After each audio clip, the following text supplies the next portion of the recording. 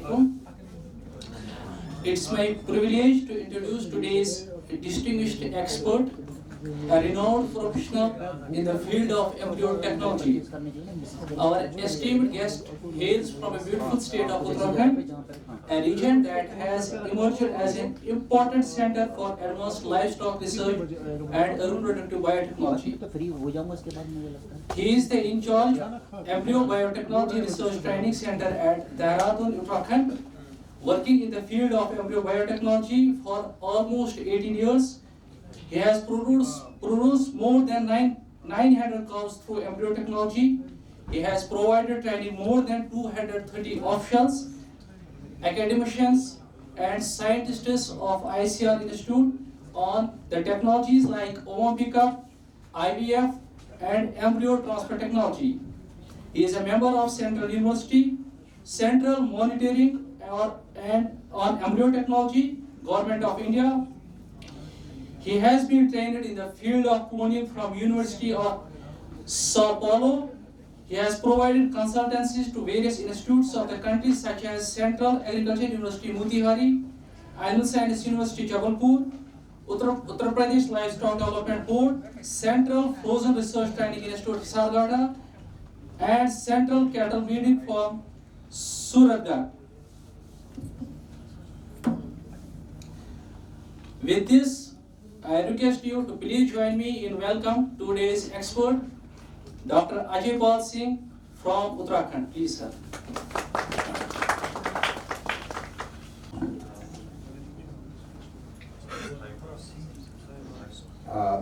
Thank you very much, बहुत बहुत धन्यवाद आपका मुझे यहाँ पर बुलाने के लिए। मैं चाहता हूँ कि पहले आप थोड़ा सा हमारे ये फार्म है जहाँ पर मैं काम करता हूँ उसका वीडियो थोड़ा सा आप देख लेंगे, आपको थोड़ा आइडिया लगेगा हम क्या क्या करते हैं। एक साथ सुनाई देती है। यहाँ मौजूद Kalsi animal breeding farm Bharat की गौरवशाली पशुधन परंपरा का प्रतीक होने के साथ साथ आधुनिक जैव प्रजनन तकनीकों का उत्कृष्ट केंद्र भी है। मैं डॉक्टर अजय पाल सिंह असवाल, ये जो संस्थान है ये उत्तराखंड लाइवस्टॉक डेवलपमेंट बोर्ड के अधीन पशु प्रजनन प्रक्षेत्र कालसी में स्थित है और इसके अंदर यहाँ पर ये IVF की लैब है। जो पशु प्रजनन प्रक्षेत्र कालसी 1937 में स्थापित हुआ है और ये जो वर्तमान में देसी गौवंश के संरक्षण एवं संवर्धन का कार्य करता है। वर्ष 1953 में पशुपालन विभाग को सौंपा गया। वर्ष 2005 से ये Uttarakhand life stock development board के अधीन कार्य कर रहा है। यहाँ पे हमारे पास रेड सिंधी, साहिवाल, गिर, थारपारकर और बद्री नस्ल की गौवंश उपलब्ध है। जो उच्च कोटि के जो अधिक दूध देने वाली जो गायें हमारे फार्म में होती हैं उनसे हम जो है वो भ्रूण उत्पादन का काम करते हैं IVF तकनीकी से। तो एक गाय से साल भर में लगभग हम 50 से 100 एम्ब्रियो प्रोड्यूस करते हैं और जो कम दूध देने वाली गायें हैं जिनको हम रेसिपिएंट्स कहते हैं उनमें ट्रांसफर कर देते हैं, जो सरोगेट मदर्स होती हैं। कालसी एनिमल ब्रीडिंग फार्म का मुख्य उद्देश्य है देशी गायों की प्रमुख नस्लों का संरक्षण। ये थारपारकर है और ये जिस माँ से ये पैदा हुई वो सिंधी है, उसका कोई गुण नहीं है इस पे क्योंकि ये IVF तकनीक से पैदा कर रखी है। इसकी असल माँ जिससे हमने एग लिया वो थारपारकर है और जिसमें ये एम्ब्रियो ट्रांसफर किया था वो रेड सिंधी है और बच्चा निकला प्योर थारपारकर। ये सिंधी का बच्चा है। ये कान देखेंगे आप, ये गिर नस्ल की गाय है। साथ ही उच्च आनुवंशिक गुणवत्ता वाले सांडों का उत्पादन जो आधुनिक तकनीकों जैसे OPU, IVF और एम्ब्रियो ट्रांसफर के जरिए किया जाता है। अगर हमारे पास ज्यादा अमाउंट में एम्ब्रियो प्रोड्यूस हो गए सपोज आज, तो हम इनको फ्रीज कर देते हैं -196 लिक्विड नाइट्रोजन में। तो ये 10 साल, 20 साल, 30 साल, 40 साल के बाद भी अगर आप इनको इस्तेमाल करना चाहें तो इनको इस्तेमाल कर सकते हैं। यहाँ उत्कृष्ट बायोटेक्नोलॉजी, फार्मर्स ट्रेनिंग सेंटर और कॉम्पैक्ट फीड ब्लॉक उत्पादन इकाई जैसी सुविधाएं उपलब्ध हैं। मेरा नाम डॉक्टर मृदुला तिवारी है। मैं पशु चिकित्सा अधिकारी के पद पर फॉडर बैंक कालसी में उपस्थित हूँ। फॉडर बैंक कालसी उत्तराखंड सरकार द्वारा वर्ष 2009 में स्थापित किया गया, जिसका कारण था कि उत्तराखंड के जो पहाड़ी क्षेत्र हैं वहाँ पे भूसे की उपलब्धता कम थी, तो भूसे में शीरा मिला के और दाना मिला के उच्च गुणवत्ता वाला चारा किसानों को उपलब्ध कराने हेतु इस फॉडर बैंक की स्थापना की गई। वर्तमान में लगभग 50+ उपचारा बैंक हैं गढ़वाल मंडल में, जहां पर फॉडर बैंक द्वारा कॉम्पैक्ट फीड ब्लॉक दी जाती है। यहाँ पर पशुपालकों को न केवल प्रशिक्षण दिया जाता है बल्कि उन्हें फीड ब्लॉक, चारा और पौधों के रूट स्टॉक भी प्रदान किए जाते हैं। मैं डॉक्टर मयंक मैठानी, पशु चिकित्सा अधिकारी, पशु प्रजनन प्रक्षेत्र कालसी, कृषक प्रशिक्षण केंद्र ULDV ट्रेनिंग इंचार्ज हूँ।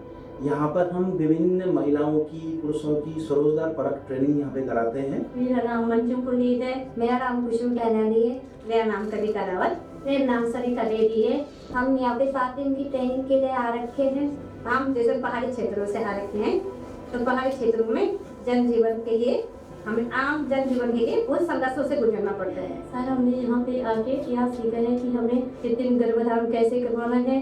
पहले के लोग नहीं करवाते थे, लेकिन हमारे पास इतनी अच्छी नस्ल की गाय भैंसी उपलब्ध नहीं है। जितना अच्छा हमें यहाँ के पता चला, उन्हीं बदरी गाय हो तो उसी में हम गर्भधारण करवा के अच्छी नस्ल पैदा कर सकते हैं। इसमें हम इनको पशु प्रबंधन के वैज्ञानिक मैनेजमेंट के तरीके बताते हैं कि किस तरह से वो एक कुशल पशुपालन करके अपनी आजीविका का सृजन करें। देश भर के 25 से अधिक राज्यों से आए वैज्ञानिक, पशु चिकित्सक और पशुपालक यहाँ प्रशिक्षण ले चुके हैं, जिसमें 5 दिवसीय एम्ब्रियो ट्रांसफर, 10 दिवसीय IVF और MOET तकनीक संबंधी प्रशिक्षण शामिल हैं। भारत के पहले क्लोन बछड़े का जन्म NDRI करनाल एवं कालसी प्रयोगशाला का सहयोग रहा है। फार्म पर मोबाइल एम्ब्रियो ट्रांसफर लैब, पशुपालक के द्वार तक एम्ब्रियो ट्रांसफर, गौमूत्र विपणन, बायोगैस और वर्मी कंपोस्ट जैसी कई इनोवेटिव पहलें चलाई जा रही हैं। कालसी एम्ब्रियो ट्रांसफर लैब द्वारा अब तक 2447 एम्ब्रियो ट्रांसफर किए गए हैं, जिनसे वर्तमान में 754 संतान की उत्पत्ति हो चुकी है। इन उल्लेखनीय कार्यों के लिए कालसी को भारत सरकार द्वारा राष्ट्रीय कामधेनु पुरस्कार से सम्मानित किया गया है तथा रेड सिंधी प्रजाति के संरक्षण हेतु भी राष्ट्रीय पशु आनुवंशिक संसाधन ब्यूरो यानी NBAGR द्वारा प्रथम पुरस्कार से सम्मानित किया गया है। मैं डॉक्टर एस के सिंह, रूरल डायरेक्टर पशु प्रजनन कालसी। बेसिकली हम लोग यहाँ पे देसी गौवंश के संवर्धन और संरक्षण के लिए हम लोग यहाँ पे काम कर रहे हैं। इसके अलावा यहाँ पे प्रशिक्षण केंद्र भी है। यहाँ पे पशुपालकों की ट्रेनिंग यहाँ पे होती है। जो पशुपालक आते हैं उन लोगों को जो नई टेक्निक है वो लोग हम उनको बताते हैं। लोग जो है यहाँ पे जो है गौमूत्र ये है कि उत्पादन हो गया, अब 1.5 लाख लीटर से ज्यादा ही है हम लोग ये अब तक उत्पादन कर चुके हैं। कालसी एनिमल ब्रीडिंग फार्म परंपरा और तकनीक का अद्भुत संगम है, जो उत्तराखंड को पशुपालन के क्षेत्र में आत्मनिर्भर और अग्रणी बना रहा है तथा पशुधन विकास के मानचित्र पर भारत के स्थान को स्थायी वो लगा दीजिए स्थान है। वो बिल्कुल जैसे आपकी ये श्रीनगर की वैली है, बिल्कुल इसी तरीके के संस्थान है हमारा। सामने भी बिल्कुल पहाड़ है, बर्फ पड़ी रहती है। और मैं यहाँ पर आया तो मुझे लगा कि बिल्कुल हमारे घर की जगह है यहाँ पे, सेम उसी तरीके से है। सो आपको कभी मौका मिले तो आप हमारे यहाँ ज़रूर आएँ ट्रेनिंग करने के लिए या विजिट करने के लिए भी, या एज ए टूरिस्ट भी आ सकते हैं आप। तो उत्तराखंड में भी आप टूरिज्म कर सकते हैं। हम ही लोग इधर आते हैं, आप भी आइए उधर हमारे यहाँ पे। सो मैं आपको अब मुझे नहीं पता कि कितना साइंटिफिक लेक्चर यहाँ पर देना है, लेकिन ब्रीड इम्प्रूवमेंट की मैं बात करना चाहता हूँ यहाँ पे। हालांकि मुझे कोर्स बताया गया था कि सेक्स सॉर्टेड सीमेन के बारे में बताना है। तो जेनेटिक जो मतलब हम ब्रीड का जो इम्प्रूवमेंट करते हैं वो 2 तरीके से पॉसिबल हो सकता है। एक तो ये है कि जो हमारी अच्छी ब्रीड है, अच्छी गाय है, अच्छी भैंस है या व्हाटएवर ब्रीड, कोई भी ब्रीड है, उससे हम ज़्यादा बच्चे प्रोड्यूस करें और जो जिनका प्रोडक्शन कम है उनके बच्चे पैदा ना हों। तो इस तरह से जो अगली जनरेशन, अगली पीढ़ी होगी वो अच्छे बच्चों की ही होगी। दूसरा तरीका क्या है कि कलिंग कर दो आप, जो पुअर प्रोड्यूसर है उनको हटा दो आप। तो 2 तरीके हैं यहाँ पे। और जो सिलेक्शन करते हैं हम कि अच्छी गाय का सिलेक्शन करो, आप उन्हीं के बच्चे पैदा करो, कम दूध देने वाली गायों के बच्चे पैदा मत करो, तो अगली पीढ़ी जो होगी वो अच्छी होगी।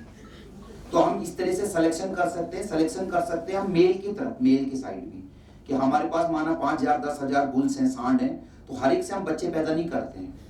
जो सबसे टॉप क्वालिटी के बुल्स होते हैं उनको सेलेक्ट करके उनके माँ के दूध के बेसिस पे या जीनोमिक ब्रीडिंग वैल्यू, मैं आगे बताऊंगा इसमें, सिलेक्शन करके उनसे सीमेन प्रोड्यूस कर लेते हैं सीमेन स्टेशन में। और सीमेन स्टेशन में जा करके वहाँ पे हमारे पास जो हमारे यहाँ संस्थान में फैसिलिटी है कन्वेंशनल सीमेन भी बनाते हैं और सेक्स सॉर्टेड सीमेन भी बनाते हैं। सेक्स सॉर्टेड सीमेन का मतलब कि बछड़ी जिससे ज्यादा मात्रा में पैदा होगी, तो वहां पे हमने बुल भेज दिया। इस तरीके से हमने हजारों बुल में से कुछ ही बुल्स को अलाउ किया कि वो सीमेन प्रोड्यूस करें और उनसे फिर फील्ड में हम बच्चे पैदा करें। तो ये एक तरीका है। दूसरा तरीका क्या है कि अच्छी जो गाय दूध देने वाली हैं उनका भी सिलेक्शन करें, हर गाय से बच्चा ना लें। तो माना मेरे पास 20 गायें हैं जिनका दूध बहुत अच्छा है और 5000 गायें ऐसी हैं जो बिल्कुल दूध कम देती हैं, तो मेरी कोशिश रहेगी कि ये 20 गायें हैं इनसे मैं एम्ब्रियो प्रोड्यूस करूं और जो कम दूध देने वाली गायें हैं उनमें ट्रांसफर करता रहूं। मतलब उसकी जो यूट्रस है को हमने हायर किया। हायर का मतलब हो गया कि किराए पे लिया 1 साल के लिए। तो एम्ब्रियो प्रोड्यूस कर लिए अच्छी गाय के और वो ट्रांसफर करते रहना है कम दूध देने वाली गायों के। तो कम दूध देने वालों का जो गाय का यूट्रस है उसको हमने हायर किया, किराए में लिया, और जो बच्चे पैदा हुए आगे तो वो किसके होंगे? अच्छे दूध वाली के। वो जो किराए की कोख है बस उसने बच्चा पैदा किया, दूध पिलाए, बच्चे को बड़ा किया, तो उसको हमने अपना बच्चा पैदा नहीं करने दिया। बच्चा पैदा हुआ वो अच्छी गाय का। तो ये एक तरीका है, इसी को एम्ब्रियो ट्रांसफर टेक्नोलॉजी कहते हैं। ठीक है, तो इसमें फील्ड में जैसे मुझे स्टेट में मुझे यहाँ का एकदम ज्यादा आइडिया नहीं है, पर जनरली क्या होता है कि अगर फील्ड में हमें नस्ल को सुधारना है तो अभी सामान्य तौर पर आपके यहाँ फील्ड में क्या होता है, पहले नेचुरल ब्रीडिंग होती है। सांड होते हैं वो गाय को क्रॉस करते हैं, या भैंस होती है उसको क्रॉस करते हैं और बच्चा पैदा हो जाता है। तो वो सांड घूमता रहता है और फिर उससे क्रॉस हो जाता है, बच्चे पैदा होते हैं। लोगों को ज्यादा मतलब नहीं होता कि अच्छी पीढ़ी अगली जाएगी। अगर वो नेचुरल तरीके से प्रेग्नेंट नहीं हो पाए तो वो डॉक्टर के पास जाएंगे कि इसकी एआई कर दो। एआई करते हैं फिर अगर वो एआई से भी प्रेग्नेंट नहीं होगी फिर वो बोलेंगे डॉक्टर साहब इसमें प्रेग्नेंट नहीं हो रही, इसमें एम्ब्रियो डाल दो। तो ये 100% उल्टा करते हैं हम। साइंटिफिक तरीके से सबसे पहले चांस जो है वो एम्ब्रियो ट्रांसफर को देना चाहिए। आपके पास अच्छी गायें हैं, उनका रिप्रोडक्शन वाइज बिल्कुल परफेक्ट है, तो सबसे पहले आप चांस दो उसको एम्ब्रियो ट्रांसफर। जैसे हमारा फार्म है, हम पहला, दूसरा चांस, तीसरा चांस केवल एम्ब्रियो ट्रांसफर को देते हैं। हमारे यहाँ आप जनरली देखेंगे तो हम जनरली यही करते ही नहीं, एम्ब्रियो ट्रांसफर ही करते हैं। जब इतने एम्ब्रियो बनाते हैं, वहां गायें हैं, तो रोज ट्रांसफर करते रहो, क्या जरूरत है एआई करने की? जब वही फैसिलिटी है, वही गाय है, वही रिसिपिएंट है, आप एम्ब्रियो प्रोड्यूस करते रहो, डालते रहो उनको। वो अगर मतलब एम्ब्रियो से प्रेग्नेंट अगर नहीं होती है तब आप एआई कर सकते हैं।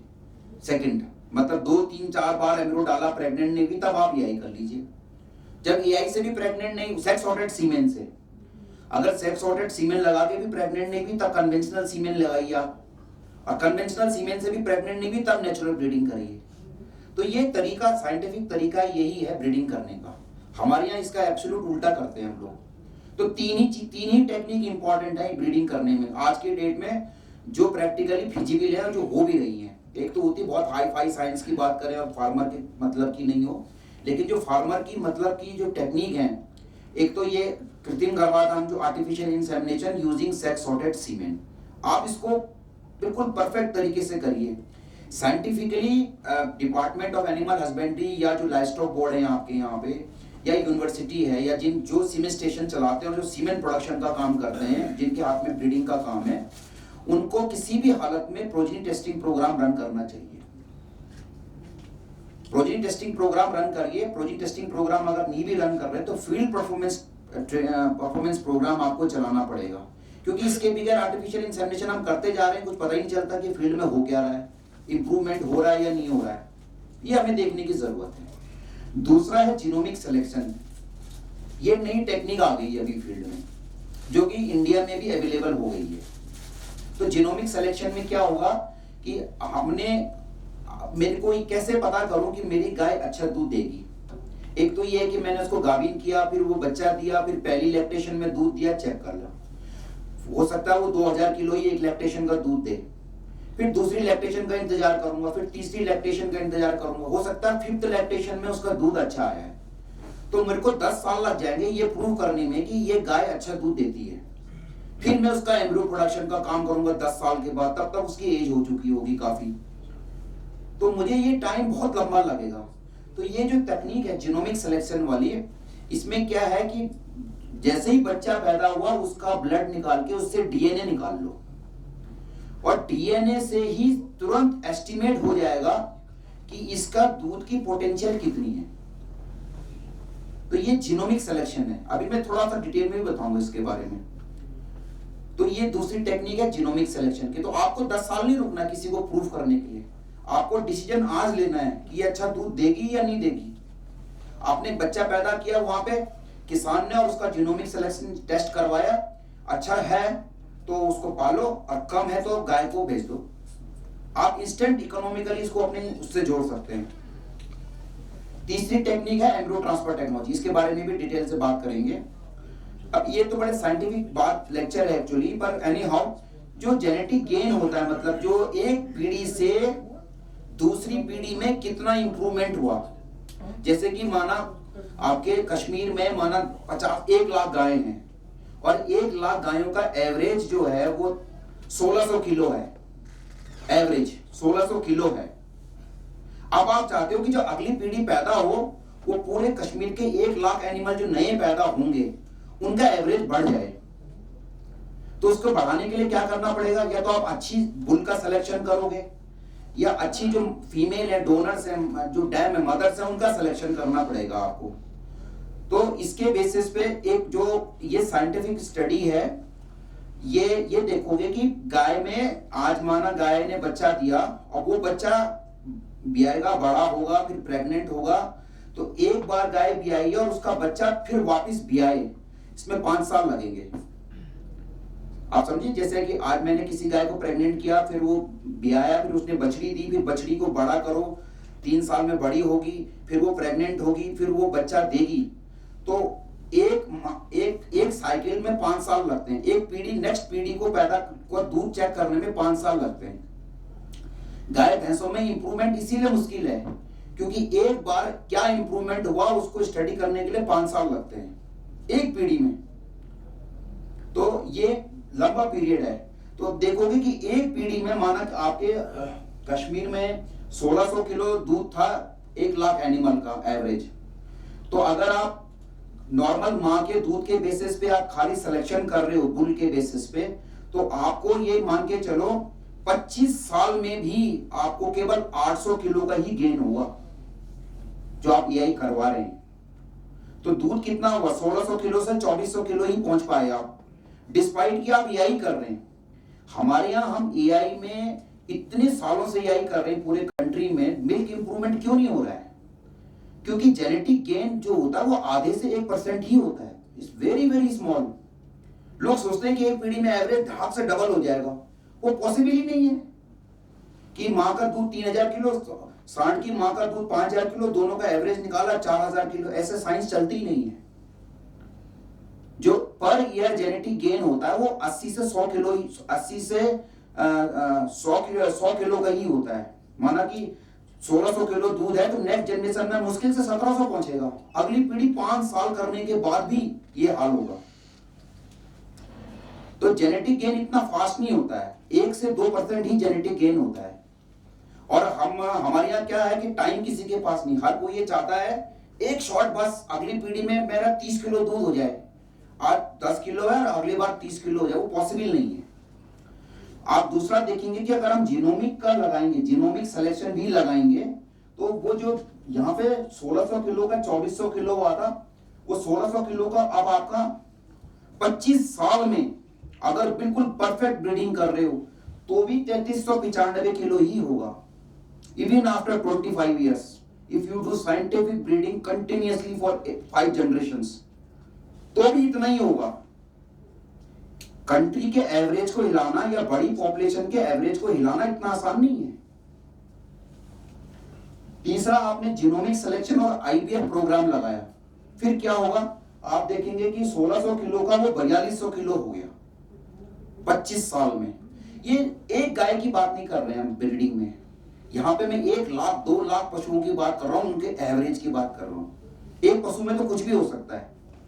तो आप देखेंगे जेनेटिक गेन। इसी तरह से अगर मैं जीनोमिक सिलेक्शन करूं, सेक्स सॉर्टेड सीमेन भी लगाऊं और IVF, तीनों टेक्निक को एक साथ में यूज करूं एक साथ, तभी बहुत अच्छा जेनेटिक गेन होगा।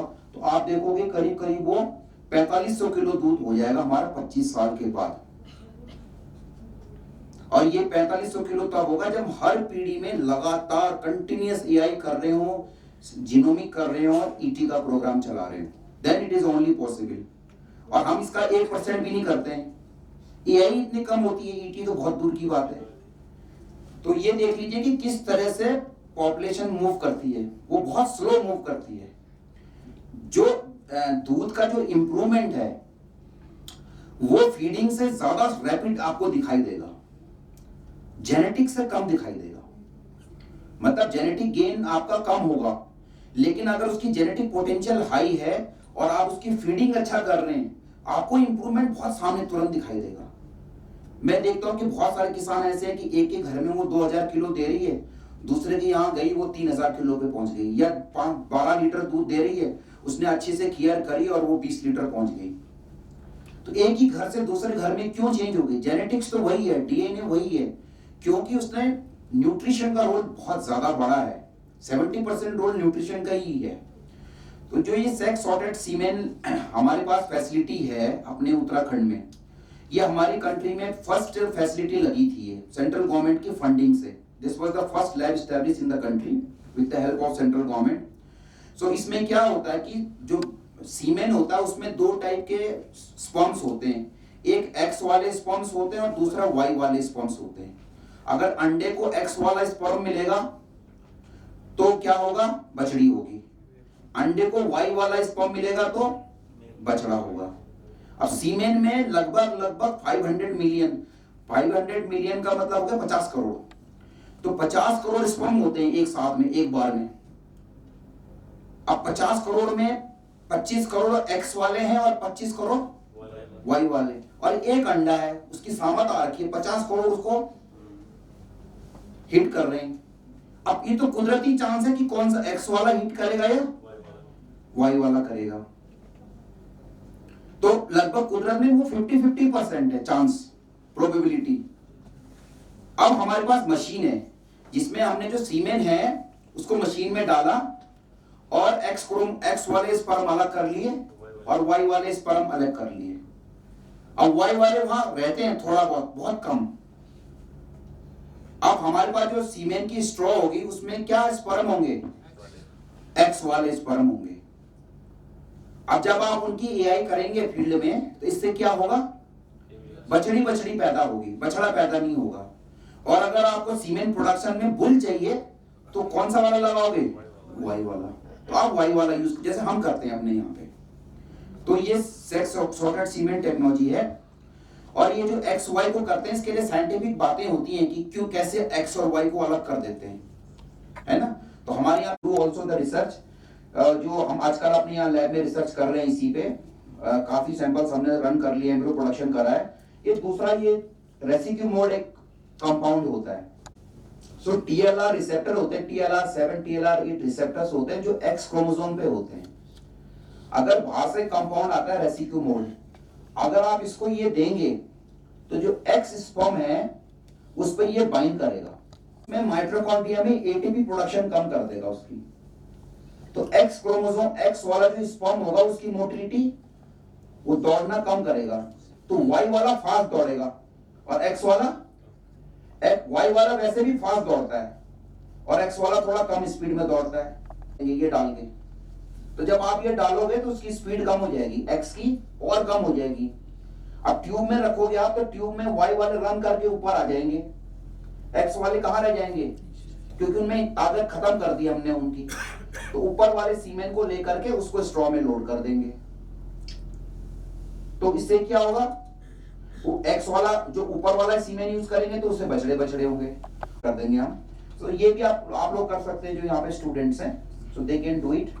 आपके पास इतनी सारी भेड़े हैं, शीप है, गोट है, you can do this work. So ये फ्लो साइटोमीटर है, ये सबको ही पता है। हमारी जो कोलैबोरेशन थी ये ST जेनेटिक्स के साथ थी, इट्स अ फॉरेन कंपनी। हमने सेक्स सॉर्टेड सीमेन में अपने स्टेट में almost we have invested more than 350 crore rupees, क्योंकि इसमें सब्सिडी देनी पड़ती है फार्मर को, क्योंकि टेक्निक में जो सीमेंट की स्ट्रॉ है वो महंगी है। कुछ स्टेट गवर्नमेंट से सब्सिडी ली, कुछ हमने CSR फंड्स भी लिए ONGC अलग अलग कंपनी से, डिस्ट्रिक्ट में जो डिस्ट्रिक्ट मजिस्ट्रेट्स कलेक्ट्रेट्स हैं उनसे भी फंड लिए, और कुछ डिस्ट्रिक्ट्स में तो हमने इसको फ्री ऑफ कॉस्ट किया, क्योंकि टेक्निक बहुत अच्छी है पर इट इज वेरी कॉस्टली। तो फार्मर इतना बियर नहीं कर सकता, तो उसके लिए गवर्नमेंट के पास पैसे की कमी तो है नहीं। एक पुल बनता है 2000 करोड़ का, एनिमल हस्बेंड्री का बजट 50 करोड़, तो कुछ भी नहीं है। एक पुल के बराबर भी डिपार्टमेंट नहीं होता है। या यूनिवर्सिटी एजुकेशन सिस्टम में भी budget is a very big problem. So इसके लिए बजट की ज्यादा जरूरत है। फील्ड में लार्ज स्केल पे काम करने के लिए आपको बहुत ज्यादा बजट चाहिए। हम लोग ही अपने इंस्टीट्यूशन में लगभग एनुअली लगभग 100 करोड़ से ज्यादा का टर्नओवर करते हैं। सो ये इसके लिए पैसा बहुत चाहिए। सो ये लैब हमारी स्टार्ट हुई थी, तो ये हम सारी ब्रीड्स का सीमेंट प्रोड्यूस करते हैं। तो आप हमारे स्टेट से भी सीमेंट डिफरेंट ब्रीड्स का ले सकते हैं। तो यहाँ पे ये हॉलस्टीन है, crossbred Jersey, crossbred HF, red Sindhi, Sahiwal, Gir, Tharparkar, Badri, मुर्रा। हमने अभी तक जो है लगभग 21 लाख डोजेस प्रोड्यूस करी हैं। बहुत सारे ICAR इंस्टीट्यूशंस भी हमारे साथ कोलैबोरेशन में उनको सीमेंट रिसर्च के लिए ले आ रहे हैं। NDRI में है, IVRI, बहुत सारे इंस्टीट्यूशंस, यूनिवर्सिटीज हैं। सो ये डिफरेंट ब्रीड्स के हम सीमेंट प्रोड्यूस करते हैं और इसको कमर्शियल, ये हमारी कमर्शियल लैब है। जिस ऑर्गेनाइजेशन में मैं काम करता हूँ ये फुल्ली कमर्शियल ऑर्गेनाइजेशन है। इसमें हम रेवेन्यू बहुत ह्यूज अमाउंट में जनरेट करते हैं, क्योंकि अगर इसको इकोनॉमिकली वाइबल नहीं बनाएंगे तो वो धीरे धीरे गवर्नमेंट एक पीरियड तक देती रहेगी, जब बंद कर देगी वो बंद हो जाएगा। तो ये देखने की जरूरत है हमारे यहाँ साइंस में कि इकोनॉमिकली वाइबल कैसे बनाएं। फिर हमने इसको फील्ड में भी लगाया अपने यहाँ पे, हम सेल भी करते हैं इसको आउटसाइड स्टेट्स को। तो हमने लगभग 10 लाख सॉर्टेड सीमेंट के आर्टिफिशियल इंसेमिनेशन अपने फील्ड में भी करी है। जैसे जनरली सिस्टम में आदमी क्या करता है, 50 EI करता है, 100 EI करता है, पेपर छाप देता है। बट हमारे यहाँ system is a huge system, it's a very big system. हमारे लगभग जो है 1600 इंसेमिनेटर्स हैं फील्ड में, उनको हम सीमेंट देते हैं और जिस इंस्टीट्यूशन को भी सीमेंट देते हैं वहां से भी रिपोर्ट लेते हैं। तो ये एंड टू एंड इसको कोरिलेट मत करिए कि इतना %, क्योंकि जो फील्ड में रिपोर्टिंग होती है कई बार वो 2 महीने में, 3 महीने में, 4 महीने में होती है, प्रीवियस EI की है। लेकिन फिर भी एक you can get a fair idea कि जो प्रेगनेंसी रिपोर्टेड है लगभग 3 लाख प्रेगनेंसीज हैं इसमें, काफ्स लगभग 2 लाख काफ्स हैं इसमें। फीमेल और मेल का रेशियो देखेंगे, सेक्स सॉर्टेड सीमेंट जब हम लगाते हैं तो लगभग 92%, 92% फीमेल ही प्रोड्यूस होती हैं। मेल भी होते हैं कुछ, जब कभी किस्मत खराब होती है तो वो और वो उसी के यहाँ पे होंगे जो बड़ा आदमी होगा ना, वो जो फोन करके बोलता है मेरे इधर EI कर दो, उसके घर में वहां बछड़ा हो जाएगा। बोले डॉक्टर साहब आपकी टेक्निक तो फेल है। हमारे एक सेक्रेटरी के यहाँ ऐसा हो गया था, फाइनेंस सेक्रेटरी के यहाँ। कहते डॉक्टर साहब आप तो कहते हो ये हो गया मेरी तरह। फिर उनको समझाना पड़ता है। तो 8% तो किस्मत भी है, लेकिन 92% में साइंस है हमारी। तो 90 देखो इतना ह्यूज स्क्यूनेस लाना ना, इट्स नॉट ए जोक। जो इवेंट में इतना स्पर्म हो उसमें 2% भी स्क्यूनेस लाना आसान नहीं है। And this is huge, 50% plus ये आपकी 40% एक्स्ट्रा आ गई है। सो ये मैंने आपको बताया कि हम इसमें काफी सब्सिडी देते हैं। अभी करंटली बहुत सारी सब्सिडीज हम दे रहे हैं इसमें, ताकि फार्मर को बेनिफिट हो। सेक्स सॉर्टेड सीमेंट जनरली जो हीफर और फर्स्ट लैक्टेशन के एनिमल्स हैं उनमें यूज करना चाहिए। ये थोड़ा सा ये एकदम स्ट्रिक्ट भी नहीं करना है। जैसे हमने क्या किया, हमने ओपन पॉलिसी रखी। ओपन पॉलिसी इसलिए रखी कि आप शुरू में बहुत सारे, हमारे सिस्टम में क्या है, गवर्नमेंट में इतनी सारी रिस्ट्रिक्शन लगा देंगे ना, इतनी पतली गली बना देंगे। जैसे हम वो भेड़ों को ड्रेंचिंग करने के लिए पतली सी गली बनाते ना, इधर बंद करो, इधर बंद करो, इधर बंद करो, इधर बंद करो, अब कूद के निकल के दिखा। तो ऐसा नहीं करना चाहिए। हमने इसको ओपन माइंडेड रखा, पब्लिक को एजुकेट किया, फार्मर्स को एजुकेट किया लेकिन जनरली हम ये बोलते हैं कि आप हीफर्स और फर्स्ट लैक्टेशन एनिमल में इन्हें लगाइए। हमारे यहाँ पॉलिसी स्टेट के अंदर है 100% सेक्स सॉर्टेड सीमेन, एब्सोल्यूट। और कोई ऐसा प्रेगनेंसी नहीं आ रहा तो कन्वेंशनल यूज कर लो, बट ये पॉलिसी है हमारे स्टेट में। दूसरा, इसमें मेरे को पर्सनली ये लगता है कि अगर आप थोड़ा सिंक्रोनाइज करें तो बेटर होगा। सो आप डबल पीजी, आप गायनिक स्टूडेंट्स हैं तो single PG, double PG, GPG, GPG और फिर या सीडार बेस्ड प्रोग्राम ये सब लगा सकते हैं। इवन पॉलीगॉन आपको बहुत अच्छे रिजल्ट्स देगा। And then you can do the research work, paper छापो आप लोग तो यूनिवर्सिटी में, use the polygon, synchronise, use the sex sorted semen, 100 बच्चे पैदा करिए। हमने किया है वो। Polygon, you can do it. कितना सर कंसिडरेट रेट क्या है इसका? किसका? आपके वहाँ सेक्स सीमेन का कितना? जो इसमें मैंने अपने फार्म पे किया, हम लोग क्या करते हैं, मैंने आपको बताया कि जनरली हम एम्ब्रियो ट्रांसफर ही करते हैं। पहला चांस एम्ब्रियो ट्रांसफर देते हैं, दूसरा चांस भी एम्ब्रियो ट्रांसफर ही देते हैं, तीसरा चांस भी जनरली एम्ब्रियो ट्रांसफर ही देते हैं, क्योंकि महीने में रोज एम्ब्रियो प्रोड्यूस करते हैं। तो 3 बार के प्रेग्नेंट के बाद भी जो एनिमल हमारे प्रेग्नेंट नहीं होते हैं उनमें फिर हम सेक्स सॉर्टेड सीमेन लगाते हैं without synchronisation, because in the farm we have all the history with us. Daily heat detection होती है, डेली हमारे पास रिकॉर्ड आता है। फिर इसमें हमने जो अपने फार्म में लगभग 200 बच्चे प्रोड्यूस किए विद दिस सिस्टम एक्सपेरिमेंट, उसमें कंसेप्शन रेट है हमारा 38.8। सो 38.8 ये गवर्नमेंट सिस्टम के फार्म में है, जहां ऑर्गेनाइज्ड फार्म है, हीट डिटेक्शन रोज है विद द राइडर कि वो ऐसे एनिमल है जो एम्ब्रियो से प्रेग्नेंट नहीं हुए, लेकिन हम उसमें इंसेमिनेशन 2 बार करते हैं विदाउट फेल। इंसेमिनेशन अगर आपने शाम को करी है तो अगले दिन सुबह भी 12 घंटे के अंतराल पे दोबारा इंसेमिनेशन करते ही करते हैं। जो आर्टिफिशियल इंसेमिनेशन की फील्ड में फेलियर होती है, कन्वेंशनल और द सॉर्टेड वन, उसमें ज्यादा रोल जो है वो that is a heat detection, that is a issue. अभी आपने जाना है एक वेटरनरी फील्ड में, उसको जम्मू की तरफ जाना है और इधर कश्मीर की तरफ भी 2 EI करनी है, जम्मू की तरफ भी रोड जा रही है, उधर भी 2 EI करनी है। अगर वो गलती से जम्मू की तरफ चले गया तो वो कश्मीर वालों का समझाता रहता है, कोई बात नहीं अभी टाइम है, प्रेग्नेंट हो जाएगी। वो उधर अभी जल्दी आई, उधर EI करनी नहीं है, बोला नहीं रुक जाती है, कोई दिक्कत नहीं, बिल्कुल सही है, परफेक्ट है, EI कर देगा उधर, इधर भी गलत कर देगा। और जिनकी उधर EI करनी है अभी इधर एनिमल्स की, वहां टाइम से पहुंचेगा नहीं, उनको बोल देगा नहीं कोई नहीं मैं कल आ जाऊंगा, कल भी हो जाएगी। तो ज्यादातर जो आर्टिफिशियल इंसेमिनेशन की जो फेलियर्स होती हैं वो इसीलिए होती हैं कि हम उनको टाइमली अप्रोच नहीं करते। ऐसा नहीं, सीमेन की कमी नहीं है आज के डेट में, सीमेन की क्वालिटी में कोई कमी नहीं है, प्रॉब्लम ये कि टाइम। और सेक्स सॉर्टेड सीमेन में स्पेशली अगर आप लोग यूज करते हैं फील्ड में इंसेमिनेशन के लिए, तो थोड़ा सा आप लेट EI करेंगे तो बेटर होगा। जो किसान, जो फार्मर ज्यादा चौकस होगा, मतलब ज्यादा ही होता है तो घड़ी घड़ी फोन करेगा आपको, डॉक्टर साहब कहाँ है, कहाँ पहुंचे, अभी तक लेट हो गई, तो वहां पे तो ये पक्का सोच के चलो आपकी उधर वो पहले ही वो जल्दी EI करवा देगा। फार्मर की साइकोलॉजी को भी समझना बहुत इंपॉर्टेंट है।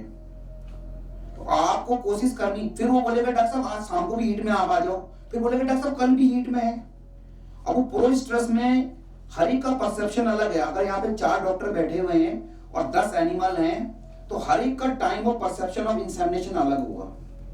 और अगर वो गाय खड़ी है, अकेली है, वो गाय दूसरी गाय के साथ है, वो गाय हर्ड में है, वो गाय बुल के साथ है, तो टाइम ऑफ इंसेमिनेशन आप हर बिल्कुल अलग अलग एक्सेस करेंगे। तो इसको कवर करने का फिर विद प्रॉब्लम है, सॉल्यूशन क्या है कि आप 2 EI करिए विद 12 आवर इंटरवल।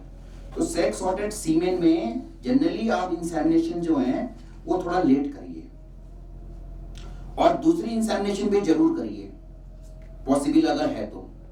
नहीं तो फिर क्या होगा, एक दिन आप 12 घंटे या 24 घंटे पहले आप फिर ये तो GnRH लगाइए उस पर, ताकि टाइम ओव्यूलेशन हो वहां पे और फिर आप इंसेमिनेशन करें उसकी। ये एक बहुत इंपॉर्टेंट चीज है। एक इश्यू और आता है सेक्स ऑर्डर्ड सीमेंट में, क्योंकि हम कमर्शियली काफी सेल करते हैं इसको। कंसंट्रेशन जो होती है वो कम होती है। जैसे 20 मिलियन स्पर्म सपोज आपके पास नॉर्मल कन्वेंशनल सीमेंट की है, 20 की जरूरत नहीं होती, 10 भी सफिशिएंट होता है। चलो ठीक है, जो सेक्स ऑर्डर्ड सीमेंट में कंसंट्रेशन होती है वो लगभग 2.5 मिलियन के आसपास होती है, तो ऑलमोस्ट 10%, मतलब इतना 10 टाइम्स कम पहले से ही है उसमें। फिर चूंकि वो जिस मशीन से पास होते हैं वहां पर भी स्पर्म को डैमेज होता है, तो जनरली अगर आप सीमेंट को अच्छे से हैंडल नहीं करेंगे तो काफी डैमेज हो जाता है। तो इसीलिए 10 स्ट्रॉज की गॉबलेट बनाते हैं। नॉर्मली 80 स्ट्रॉज होती हैं एक गॉबलेट में, तो 80 बार वो ऊपर नीचे करेगा तो 80 वाले की तो सामत आ गई। पहले वाला तो ठीक है, पहला EI होगी, दूसरी EI होगी, अब 80 बेचारे का जिसका 71 नंबर है वो तो ऑलमोस्ट गया। और सेक्स ऑर्डर्ड सीमेंट में भी इसीलिए 10 की गॉबलेट रखी जाती है, उसमें 10 ही स्ट्रॉ होती हैं। तो सीमेंट की हैंडलिंग थोड़ा सा ठीक से करनी है। और माइक्रोस्कोप में जो रिसर्चर है उनके बता रहा हूँ कि पोस्ट थॉर्म मोटिलिटी आपको ऐसे नहीं दिखेगी जैसे आपको कन्वेंशनल सीमेंट को देखने से लगेगा। आपको लगेगा तो डेड है, तो इसकी तो हालत खराब है, हमको तो लूट लिया इन्होंने, झूठ बोल दिया, ऐसा नहीं है। लेकिन इवन आपके पास 25% की भी अगर 25-30% की भी पोस्ट थॉर्म मोटिलिटी, इसका मतलब ये समझिए आप it's a very good cement. क्योंकि जब हम रोज IVF में यही काम करते हैं, उसी सीमेंट को लेके प्रोसेस करते हैं, परकॉल लगाते हैं, फिर उसको हम देखते हैं माइक्रोस्कोप में, तो देखते हैं तो बड़ा अच्छा चल रहा है। वैसे देखेंगे तो लगेगा, क्योंकि उसमें डेड स्पॉन्स भी हैं, स्लगीज हैं, तो हमारी आंखों को जो आदत है ना वो उसी आंखों से हम उसको भी एसेस करने की कोशिश करते हैं सेक्स ऑर्डर्ड को। तो सेक्स ऑर्डर्ड की जो QC है बेसिकली वो डेफिनेटली दूसरी होनी चाहिए। आप उस तरह से उसको एक्सेस नहीं कर पाएंगे। हमने 2010 में पहला सेक्स ऑर्डर्ड का बच्चा पैदा किया था। 2010 में हमने सीमेन इंपोर्ट किया था सीमेक्स कनाडा से, और हमने जब पहली बार काटा उसको तो हमारे CEO थे डॉक्टर कमल सिंह, उन्होंने बोला कि ये सीमेन खराब नहीं होना चाहिए, बहुत महंगा है। तब मुझे लगता है 500 रुपए की स्ट्रॉ थी कि ये काट के चेक करो फिर EI कर देना उसकी। तो सीमेन आया था सीमेक्स से, 3 डिफरेंट बुल्स का जर्सी का। तो हमने काट के देखा, हमने कहा इसकी तो हालत बहुत खराब है, ये तो 10% भी नहीं है। और वो कंपनी जब विदेश से सीमेन लेके आ गई, वो सीमेन तो वापस भी नहीं जा सकता, वो तो डिस्कार्ड ही होगा। और हमने लगभग 1 लाख डोज ली थी, तो उस जमाने में भी 1 लाख इंटू आप मल्टीप्लाई इट्स ह्यूज मनी। तो काट के चेक किया, काट के चेक करने के बाद बचा हुआ सीमेंट का स्ट्रॉ था 2, एक जर्सी का था, एक HF का था। तो कटे वाले से मैंने क्या किया कि इंसेमिनेशन कर दी, एक जर्सी में कर दी, एक HF में, HF की HF में, जर्सी की जर्सी में कर दी, और वो प्रेग्नेंट हो गया जर्सी वाला। और जैसे मैंने बताया ना कि कुछ लोगों की किस्मत खराब होती है, कंट्री का पहला सेक्स ऑर्डर्ड बछड़ा जो है, बछड़ा पैदा हुआ,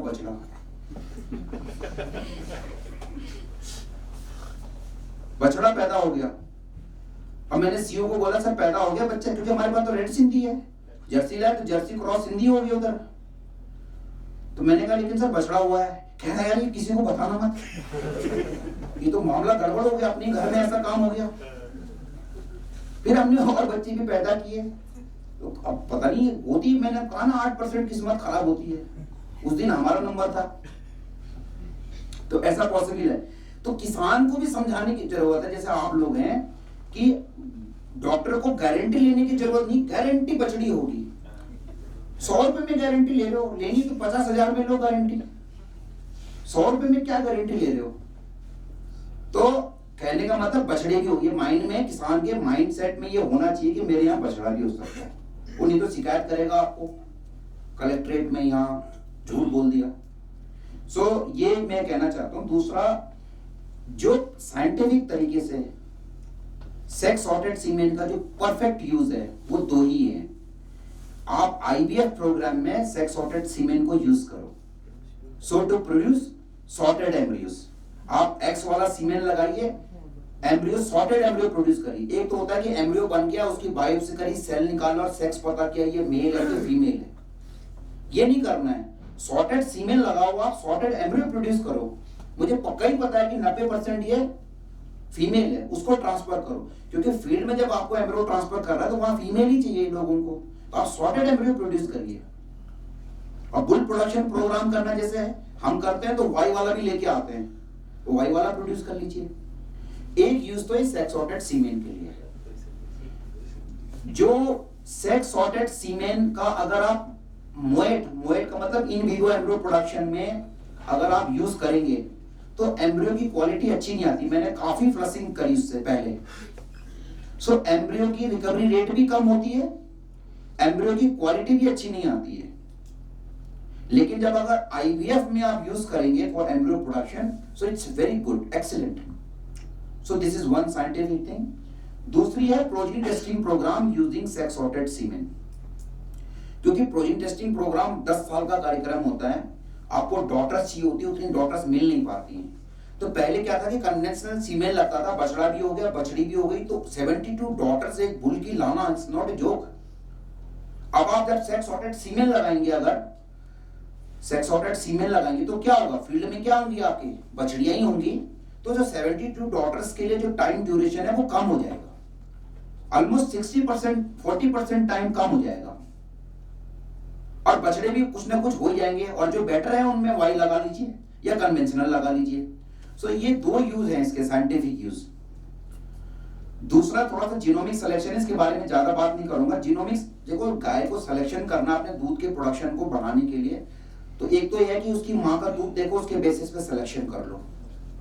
दूसरा जो प्रोजीन टेस्टिंग प्रोग्राम आपको बताया कि उसकी डॉटर्स का एवरेज देखो, डॉटर्स को देख करके और ये देखो, क्योंकि जो दूध की जो टेस्टिंग है, रियल टेस्टिंग, वो कब होती है, वो जीन्स किस पे गई हैं, उसकी डॉटर्स पे।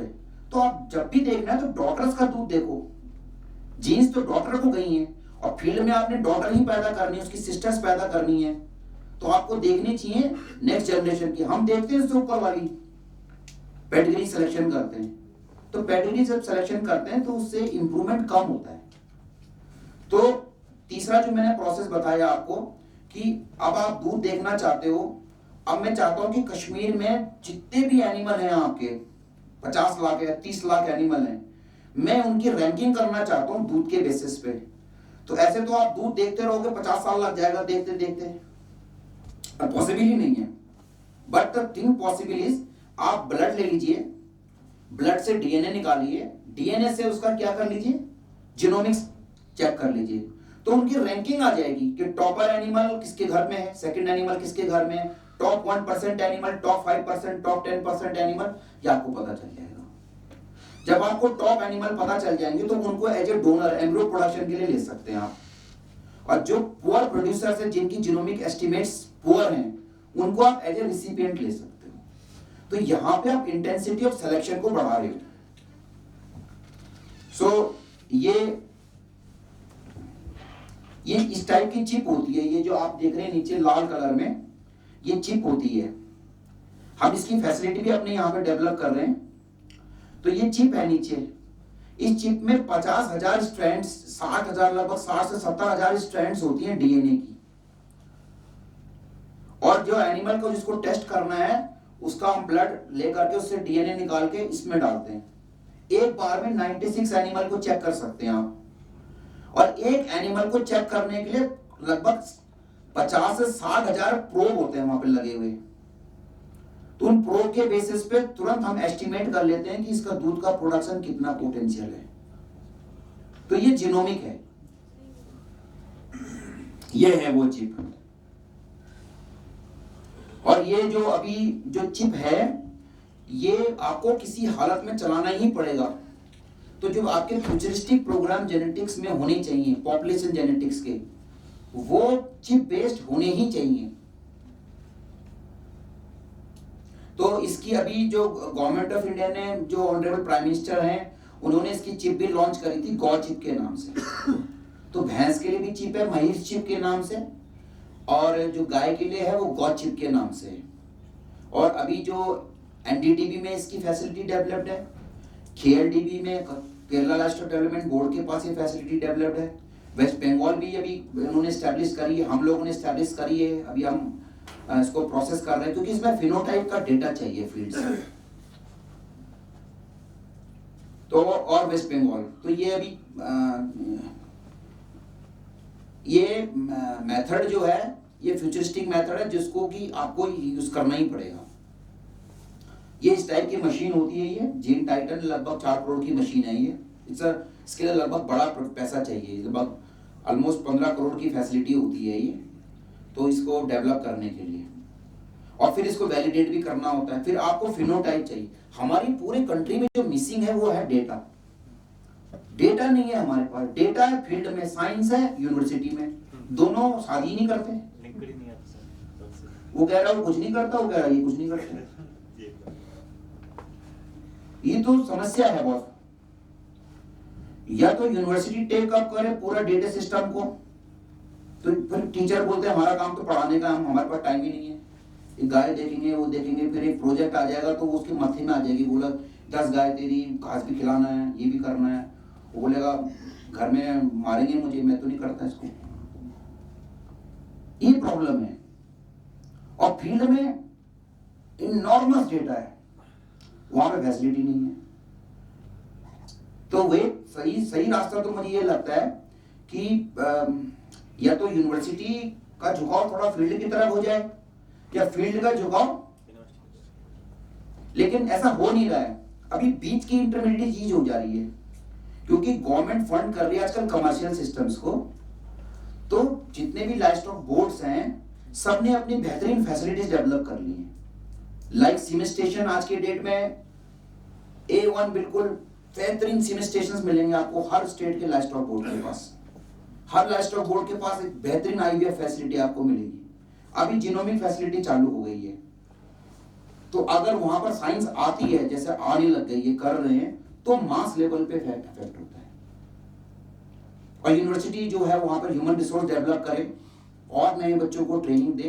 पर यूनिवर्सिटी सिस्टम में commercial, partially semi commercial system होना चाहिए, ताकि बच्चा वहां आके देख तो ले। मतलब ऐसा ना हो ना कि वो पता चला फील्ड में जाके पहली बार AI की गन पकड़ रहा है और फिर हम बोल रहे हैं कि AI नहीं करते फील्ड में डॉक्टर। तो ये कुछ मिक्स करना पड़ेगा जिसमें कि वो अच्छे से सीखे। फील्ड में ऐसा ना हो कि बच्चा डिग्री लेके आ गया और AI नहीं करता है, या फील्ड में बच्चा आ गया और उसको जुगलर से प्योर ब्लड निकालना नहीं आ रहा है, या फील्ड में हमने ऐसे बच्चे भेज दिए जिनको दूध निकालना नहीं आ रहा। मेस्टाइटिस का कहां से ट्रीटमेंट करोगे जब आपको दूध निकालना ही नहीं आता? ऐसे तो हमारे पास जादुई आंखें तो है नहीं, देख के ही देख लिया, आपको चेक तो करना पड़ेगा। तो जो basic temperament, basic scientific temperament बच्चे के अंदर होना चाहिए, वो हमें यूनिवर्सिटी से ही डेवलप करना चाहिए। बेसिक चीजें नहीं, ये यूनिवर्सिटी की भी ऐसे कमी नहीं है, बच्चों को भी इंक्लाइंड होना चाहिए। तो ये चिप होती है अलग अलग टाइप की। अभी ऐसे चिप आ गई इसी सिस्टम में, जिसमें poultry, cattle, buffalo, sheep, goat, plant, humans, almost 20 lakh 30 lakh microorganism का चिप है। आप उस चिप में दुनिया की कोई डिजीज टेस्ट करो, सिंगल चिप। जो एपिडेमियोलॉजी वाला वर्क है, आपने मॉनिटरिंग सीरो प्रेवलेंस या मॉनिटरिंग करनी पूरे लार्ज स्केल में पूरे स्टेट को, सिंगल चिप में आप poultry, sheep, goat, equine, wild animal, सब की single chip for disease screening, खटाक से बता देगा 3 घंटे के अंदर में। तो ये भी चिप्स अवेलेबल हो गई हैं। सो तीसरी टेक्निक बची है एम्ब्रियो ट्रांसफर टेक्नोलॉजी की। तो पहली आर्टिफिशियल इंसेमिनेशन सेक्स सॉर्टेड सीमेन है, दूसरी जीनोमिक सिलेक्शन है, तीसरी एम्ब्रियो ट्रांसफर टेक्नोलॉजी है।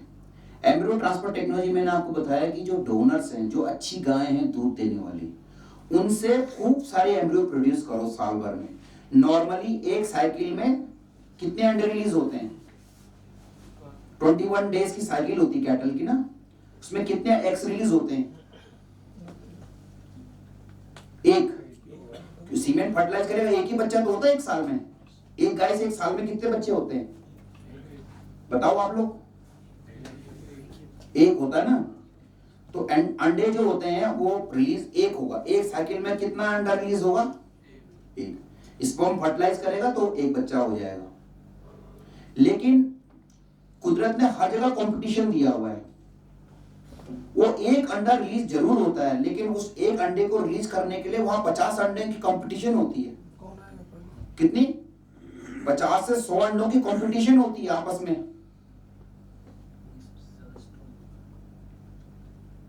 और मेल और फीमेल में कंपटीशन बड़ा अजीब टाइप का है।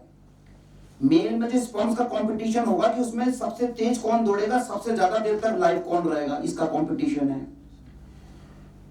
फीमेल में क्या कंपटीशन है कि वो दूसरों को नहीं बढ़ने देते, सबके पास कॉम्पिटेंस है। All the oocytes has the competence to ovulate। तो 50 की देर दौड़ हुई, एक उसमें हीरोइन बन जाएगी और 49 को धमका के रखेगी। एक मेल में कंपटीशन अलग है, तो वो 49 को रोक के रखेगी। वो ग्रो करते हैं, मर जाते हैं, एक रिलीज होगा। वो भी अलग अलग साइकिल है, 2 वेव 3 वेव अलग चीज है। तो ये 49 अगर आपने पहले वाली को टपका दिया तो दूसरी वाली फिर क्या बन जाएगी? डोमिनेंट हो जाएगी। दूसरी वाली को हटाओगे, तीसरी वाली बन जाएगी। कहने का मतलब उसने लोगों को धमका के रखा हुआ है। तो कंपटीशन हो रहा है फर्स्ट का। तो वो एक साइकिल में 50 से 100 एग्स रिलीज होते हैं।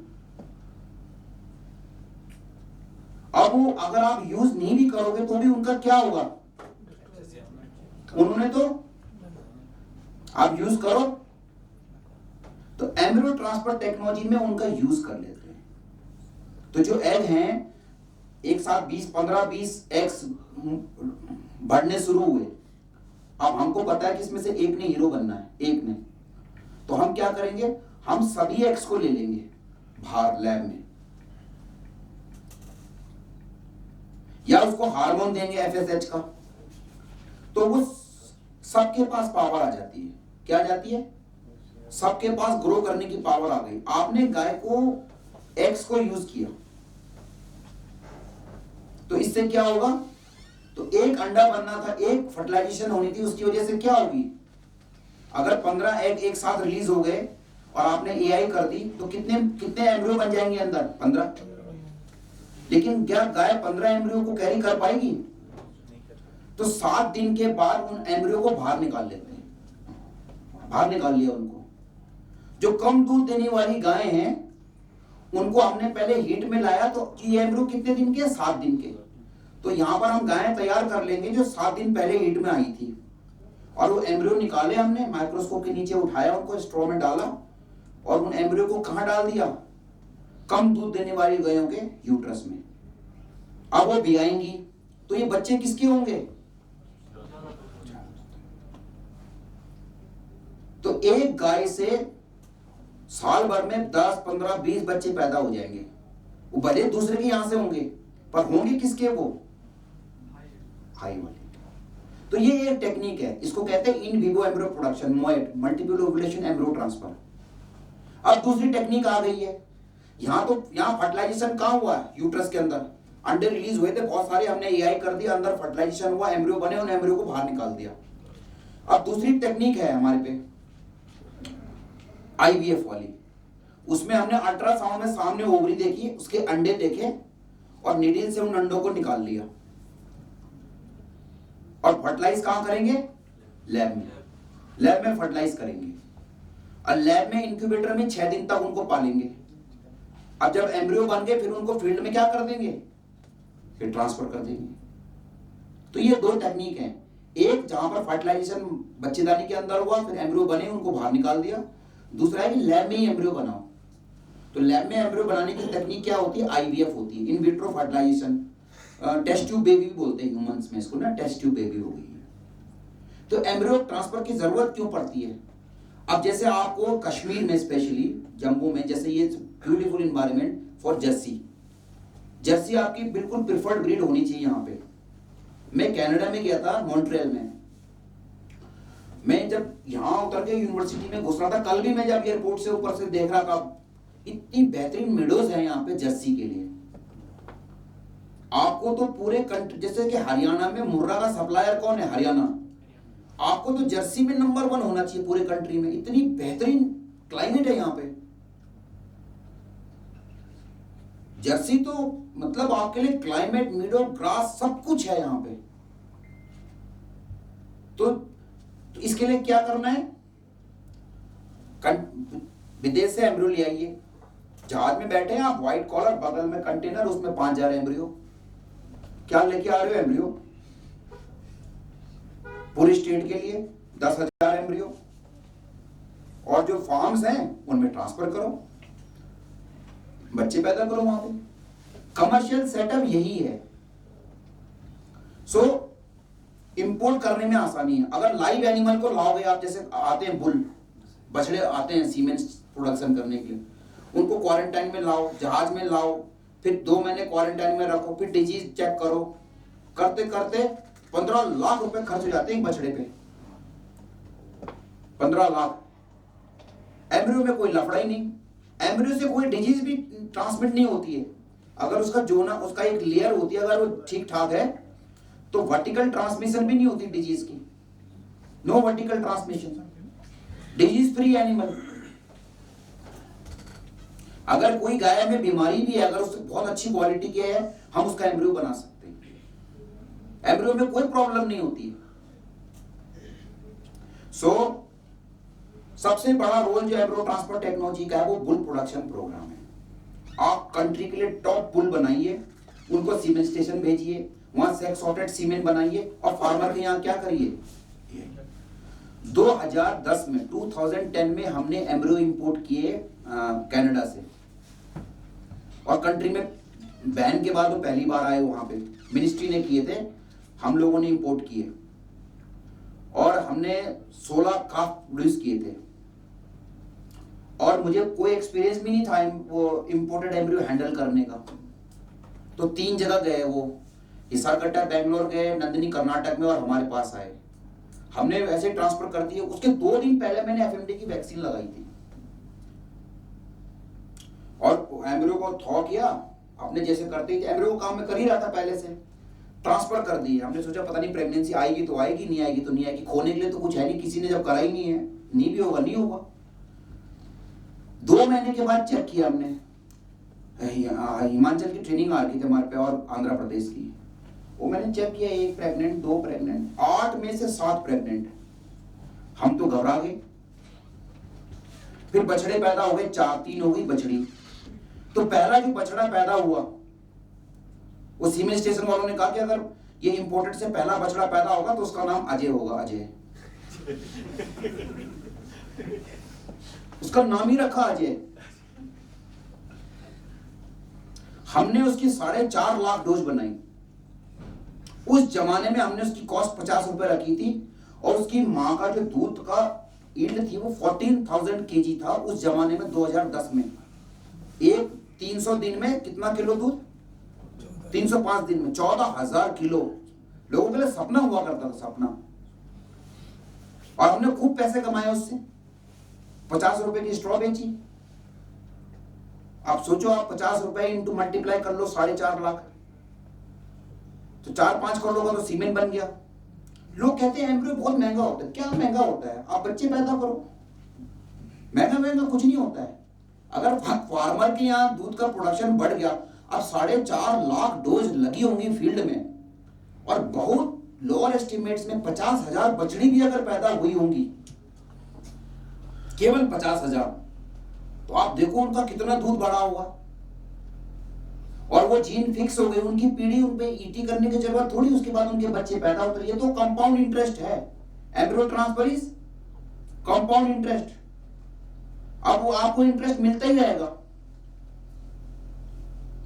एक बार इन्वेस्ट करना है आपने, अगली बार मत करो। जीन्स तो आ गई है ना, अब उनके बच्चे होते रहेंगे। तो ये महंगे के धंधे में नहीं पड़ना हमें कि महंगा है, ये है, वो है।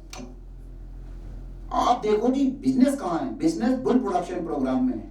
आप बुल प्रोड्यूस करो, सीमेंट प्रोड्यूस करो, सेक्स सॉर्टेड सीमेंट प्रोड्यूस करो, सीमेंट बेचो, उससे कमाई। हमने बुल बेचा 4 लाख में, हमारी कमाई। हमने 25,000 में लिया था उस जमाने में एम्ब्रियो, हमने बुल बेचा 4 लाख का। फिर सीमेंट स्टेशन वालों ने सीमेंट बेचा 5 करोड़ का, फार्मर ने भी दूध बेचा होगा कुछ ना कुछ का। 50,000 भी गायें अगर हुई होंगी, 5 किलो भी दूध बढ़ा होगा तो कितना हो गया? 1.5 लाख लीटर दूध पर डे इंटू 300 दिन, कोई हिसाब ही नहीं। 80-90 करोड़ पहुंच जाता है एक बुल का हिसाब, इतना इंपैक्ट आता है इससे, सो ह्यूज इंपैक्ट। सो ये फायदे हैं। और कंजर्वेशन के लिए पीछे नहीं पड़ना। मुझे लगता है कि हम इंडियन साइंटिस्ट सब लोग फंस गए कंजर्वेशन के चक्कर में। इसको तो मैं पढ़ाता ही नहीं हूं किसी को, एम्ब्रियो ट्रांसफर फॉर कंजर्वेशन। भैया माफ कर दो, कंजर्व हो जाएंगे। कुछ नहीं करोगे तो कंजर्व है, जहां कुछ नहीं करेंगे वो क्या चीज है? कंजर्व। और जिस चीज को कंजर्व करोगे उसने एक दिन बर्बाद होना ही है, वो जाएगा एक दिन, क्योंकि वो वाइबल नहीं है। तभी तो कंजर्व कर रहे हो। जब तक गवर्नमेंट सपोर्ट चलेगा तब तक चलेगा, जिस दिन सपोर्ट बंद, कहानी बंद। एम्ब्रियो ट्रांसफर की कहानी हमारे देश में ऐसे ही है। पैसा आता है तो एक्टिविटी चालू, पैसा बंद, काम बंद, क्योंकि हमने ब्रीडिंग प्रोग्राम से इसको लिंक नहीं किया। अब ब्रीडिंग प्रोग्राम से लिंक नहीं करोगे, आइसोलेशन में काम करोगे, पैसा बंद, काम बंद। So this we have to see this one, कैसे हम इसको कर सकते हैं। सो ये बुल है हमारे कंट्री में, करंट स्टेटस है ये बुल्स का, ये लेटेस्ट फिगर ही है। तो ये देखिए हमारे पास टोटल लगभग 5,000 बुल हमारी इंडिया में कलेक्शन में है, और लगभग 20 से 25% एनुअल रिप्लेसमेंट होती है इनकी। तो लगभग 1,000 बुल हमें रिप्लेसमेंट में चाहिए। हमने तो गवर्नमेंट ऑफ इंडिया को बोला हमको पैसा दो, आप 1,000 बुल हम देंगे आपको साल भर में, कहीं जाने की जरूरत नहीं है। 1,000 बुल हमसे लो, 10 लाख रुपए का एक बुल लो, हमसे लो। मतलब हम 1,000 बुल नहीं पैदा कर सकते इतने बड़े देश में, तो कुछ भी नहीं है। सो 1,000 बुल आपको करने, और 1,000 बुल पैदा कर दिया आपने, सीमेंट स्टेशन चले गए, सीमेंट प्रोड्यूस हुआ, फार्मर के डोर स्टेप पे चले गए। सो ये एनर्जी फ्लो ऐसे होनी चाहिए आपकी। सो जैसे आपके यहाँ पे हॉलस्टीन के एम्ब्रियो आप इंपोर्ट करिए, जर्सी के एम्ब्रियो भी इंपोर्ट करिए, लोकल के चक्कर में मत पड़िए।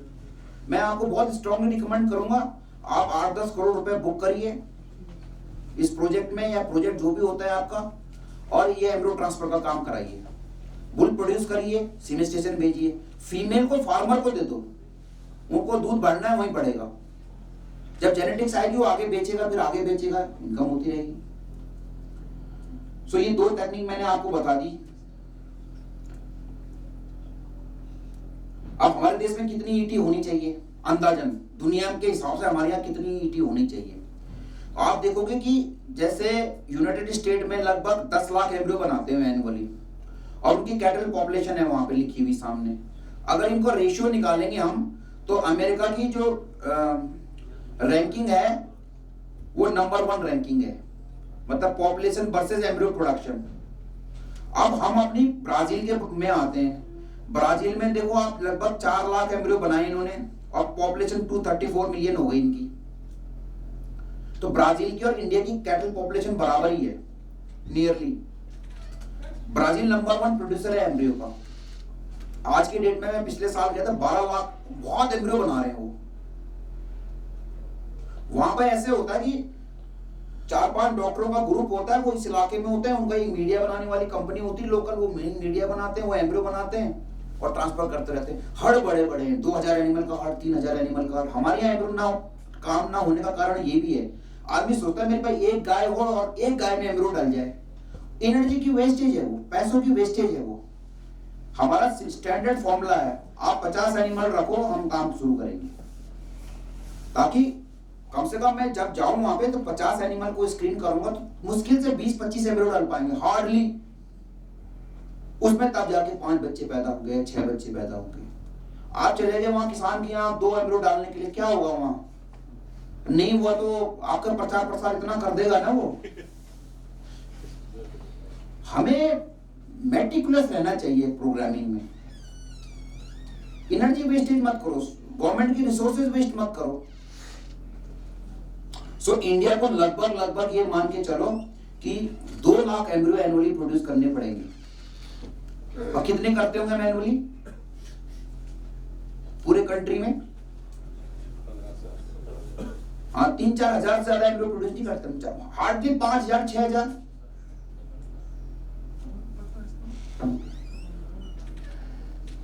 तो ये टॉपिक है how to mobilise ET in JNK। आप अपने स्टेट में कैसे करोगे? तो सबसे पहले तो डोनर आइडेंटिफाई करो, किसके घर में अच्छी डोनर्स हैं। फिर ये देखो हर्ड रिसिपिएंट हर्ड कहाँ है जिनके यहाँ एम्ब्रियो ट्रांसफर करते हैं। फिर जो ह्यूमन रिसोर्स है उनकी ट्रेनिंग दो, और एम्ब्रियो की लैब तब लगाओ जब आपके पास पहले रिसिपिएंट का हर्ड हो। इसका सही तरीका है, आपके पास पहले हर्ड होना चाहिए, लैब उसके बाद ही लगानी है। उल्टा नहीं करना कि लैब लगा ली और मैं एनिमल ढूंढ रहा हूं फील्ड में, क्योंकि वो बिल्डिंग बन जाती सबको अच्छा लगता है। तो बिल्डिंग नहीं मत बनाओ, पहले हर्ड ढूंढो कहां है। अगर आपको हर्ड मिल गया, डोनर मिल गई, तब आप लैब लगाओ। उससे पहले लैब बिल्कुल सोचो भी मत कि लैब लगानी है। तो ये डोनर्स ढूंढते हैं, जैसे आपके पास यूनिवर्सिटी में डोनर्स होंगी, लाइवस्टॉक बोर्ड के फार्म होंगे, एनिमल हस्बेंड्री के फार्म होंगे, उनके पास डोनर्स होंगी। इसी तरह से रिसिपिएंट्स हैं, रिसिपिएंट यूनिवर्सिटी के एनिमल्स। जैसे हमारा स्टेट फॉरवर्ड फंड है, हमारे फार्म से 3, हम कहते हैं पहले एम्ब्रियो डालो भाई, यह मत करो, क्या जरूरत है यह करने की। इसी तरह से लाइवस्टॉक फार्म्स हैं, फार्मर के हर्ड हैं, लार्ज हर्ड हैं, जिनके पास 15-20 एनिमल है, उनको प्रमोट करो, हम आपके यहाँ एम्ब्रियो डालेंगे। तो ये रिसिपिएंट 80% खर्चा एम्ब्रियो ट्रांसफर प्रोग्राम में रिसिपिएंट पे ही आता है। एम्ब्रियो प्रोडक्शन का खर्चा केवल 5% है, ओनली 5%। और ध्यान भी आपको 5% देना है। आपका 80% ध्यान और पैसा होना चाहिए रिसिपिएंट पे। You have to manage the recipients. और जो सक्सेस रेट है वो भी 80% डिपेंड करती है रिसिपिएंट पे ही। तो लोग इधर झांकते ही नहीं, लोग लैब में रहते, मैंने एम्ब्रियो प्रोड्यूस कर दिया, और एम्ब्रियो प्रोड्यूस करते करते तब तक स्टूडेंट पास हो जाता है, नया आ जाता है, फिर वो एम्ब्रियो अपनी मुश्किल से पैदा करता है, फिर थीसिस में लगा देता है एक फोटो। तो ये थोड़ा मुश्किल काम है। मतलब जो सिस्टम इंडिया में है, और दूसरी हमारी लड़ाई चलती है प्रथम वाली, फर्स्ट टाइम इन इंडिया, और फिर सेकंड नहीं होता कभी। ये भी this is another issue. First time in India, second time किसी को पता नहीं सेकंड टाइम कब हुआ। इसका मतलब your science is not repeatable, आप रिपीट नहीं कर पा रहे। अगर मैं ट्रेनिंग में आपको 100 एम्ब्रियो नहीं दिखा पा रहा हूं, मेरी ट्रेनिंग बेकार है। अगर मैं आपको ट्रेनिंग दे रहा हूं और मैं आपके सामने ओपीयू नहीं कर पा रहा हूं, मैं आपके 500 oocyte नहीं निकाल पा रहा हूं, 100 एम्ब्रियो नहीं दिखा पा रहा हूं, तो मेरे साइंस बेकार है। फिर तो जादू हो गया, वो एक बार हो गया था। तो जादू नहीं करना इसमें। We have to do science. Science is about repeatability, repeat करना है सिस्टम को। सो ट्रेनिंग भी होनी चाहिए, स्ट्रॉन्ग ट्रेनिंग। और ट्रेनिंग में क्या होता है, मैं आपको ट्रेनिंग का बताऊं। आप 100 लोगों को ट्रेनिंग करोगे ना, 100, केवल 5 लोग एक्चुअल में काम करेंगे। इतना पुअर रेट है इसमें ET IVF प्रोग्राम में। गोदरेज का प्रोग्राम चलता है, कहां गया वो लड़का, वो पीछे बैठा। वहां वेटरनरी क्या करता कि अगर आपको बोलो कि 10 ओपीयू कर, आज शॉर्ट से करेगा, फिर 4 दिन के बाद बोलो 10 ओपीयू कर, शॉर्ट से करेगा, 3 महीने तक करेगा, 6 महीने में शॉर्ट क्या हो जाएगा, एग्जॉस्ट हो जाएगा आदमी। वो बोलेगा अरे बाप रे, मेरे को तो डॉग प्रैक्टिस से मैं हर महीने 2 लाख कमा लेता हूँ, कहां चक्कर में पड़ा, 50,000 भी नहीं मिल रहा, रोज ओपीयू करा रहा है। फीमेल रिप्रोडक्शन में फीमेल कैटल बफलो के साथ काम करना इट्स नॉट ए जोक। अब गिवन अ चांस, मेरे घर में डॉग आ रहा है, वही ट्रीटमेंट कर रहा हूँ, सर्जरी कर रहा हूँ, पैसे ले रहा हूँ, 2 लाख कमा रहा हूँ, मुझे क्या जरूरत है गाय के आगे पीछे घूमने की। एग्जॉस्ट हो जाता आदमी। सो ये भी देखना है कि आपके पास रिप्लेसमेंट है कि नहीं है, आप वॉल्यूम ऑफ वर्क कर रहे हो कि नहीं कर रहे हो, एग्जॉस्ट तो नहीं हो रहा बंदा। सो ज्यादा लोगों को आपको ट्रेनिंग देने की जरूरत है, क्योंकि रिटेंशन रेट केवल बहुत कम है इसमें। आप देखो इस पूरे कंट्री में लगभग 30 लैब है। अभी पूरी प्रोजेक्ट पीरियड में 28,000 एम्ब्रियो बने, हमारी नहीं, मतलब पूरे कंट्री का है ये। और बच्चे करीब 2571 हुए। इसमें 40% कास्ट हमारे एक लैब के हैं, हमारे पूरे इसमें। मैं देखता हूं कई बार, अभी इस बार गवर्नमेंट ऑफ इंडिया की रिपोर्ट आप खुद देखना, सारे कंट्री का जो टोटल है, टोटल से ज्यादा हमारा अकेले का है। पर ऐसा नहीं कि हम बिल्कुल मतलब लोग नहीं कर रहे इसलिए हम हीरो हैं, तो ऐसा नहीं कि लोग नहीं कर सकते, लोग कर नहीं रहे इसलिए हम हीरो बन गए। So we have to do it. ये मन में, इसमें जो प्राइवेट लैब्स भी नीचे जैसे गोदरेज है, they are doing wonderful work, but then problem इधर तो गवर्नमेंट एक बच्चे को पाल रही है सब कुछ दे दे के, उसको तनख्वाह भी सरकार दे रही है, एनिमल्स की फीडिंग ये वो करके, और फिर भी वो बच्चे पैदा नहीं कर रहे। 30 लैब, और एक जो नीचे बेचारे हैं जो प्राइवेट वेंचर करना चाहते हैं उनको 1 रुपए नहीं देती है, और बोलो तुम कंपटीशन करो। एक सीमेंट स्टेशन है जो गवर्नमेंट फंडेड है, जिसमें बुल तनख्वाह सब कुछ गवर्नमेंट दे रही है, और दूसरा एक प्राइवेट सीमेंट स्टेशन है। दोनों क्या सेम लेवल पे कंपटीशन कर सकते हैं? कैसे कर लेंगे? जब आपने रिसोर्सेज देने तो दोनों को बराबर दो आप। गवर्नमेंट का काम ये बिल्कुल नहीं होना चाहिए। बेसिकली मेरा ये मानना है, cement station, breeding farms, embryo, this is a private venture work. जितना गवर्नमेंट हमको, यूनिवर्सिटीज को, लाइव स्टॉक बोर्ड्स को पैसा दे रही है, ये मेथड सही है ही नहीं। गवर्नमेंट को प्राइवेट सेक्टर को प्रमोट करना चाहिए, क्योंकि गवर्नमेंट में हमारे पास 50 काम है, 50 एक्सक्यूजेज हैं। और जब हमारी लगी गई नौकरी तो फिर जरूरत क्या काम करने की? हो गया, वो तो ऑब्जेक्टिव पूरा हो गया जनरली। अब जो प्राइवेट वेंचर है जैसे गोदरेज है, उसकी मजबूरी है काम करना, नहीं करेगा तो क्या करेगा? पैसे कहां से आएंगे? डॉक्टर रखने, उसने 2 डॉक्टर नहीं रखेगा वो। मैं गवर्नमेंट में 2, गवर्नमेंट में अगर बोलो ना मुझे एक आदमी दे दो IVF के लिए, गवर्नमेंट 10 साल बाद एक आदमी देगी।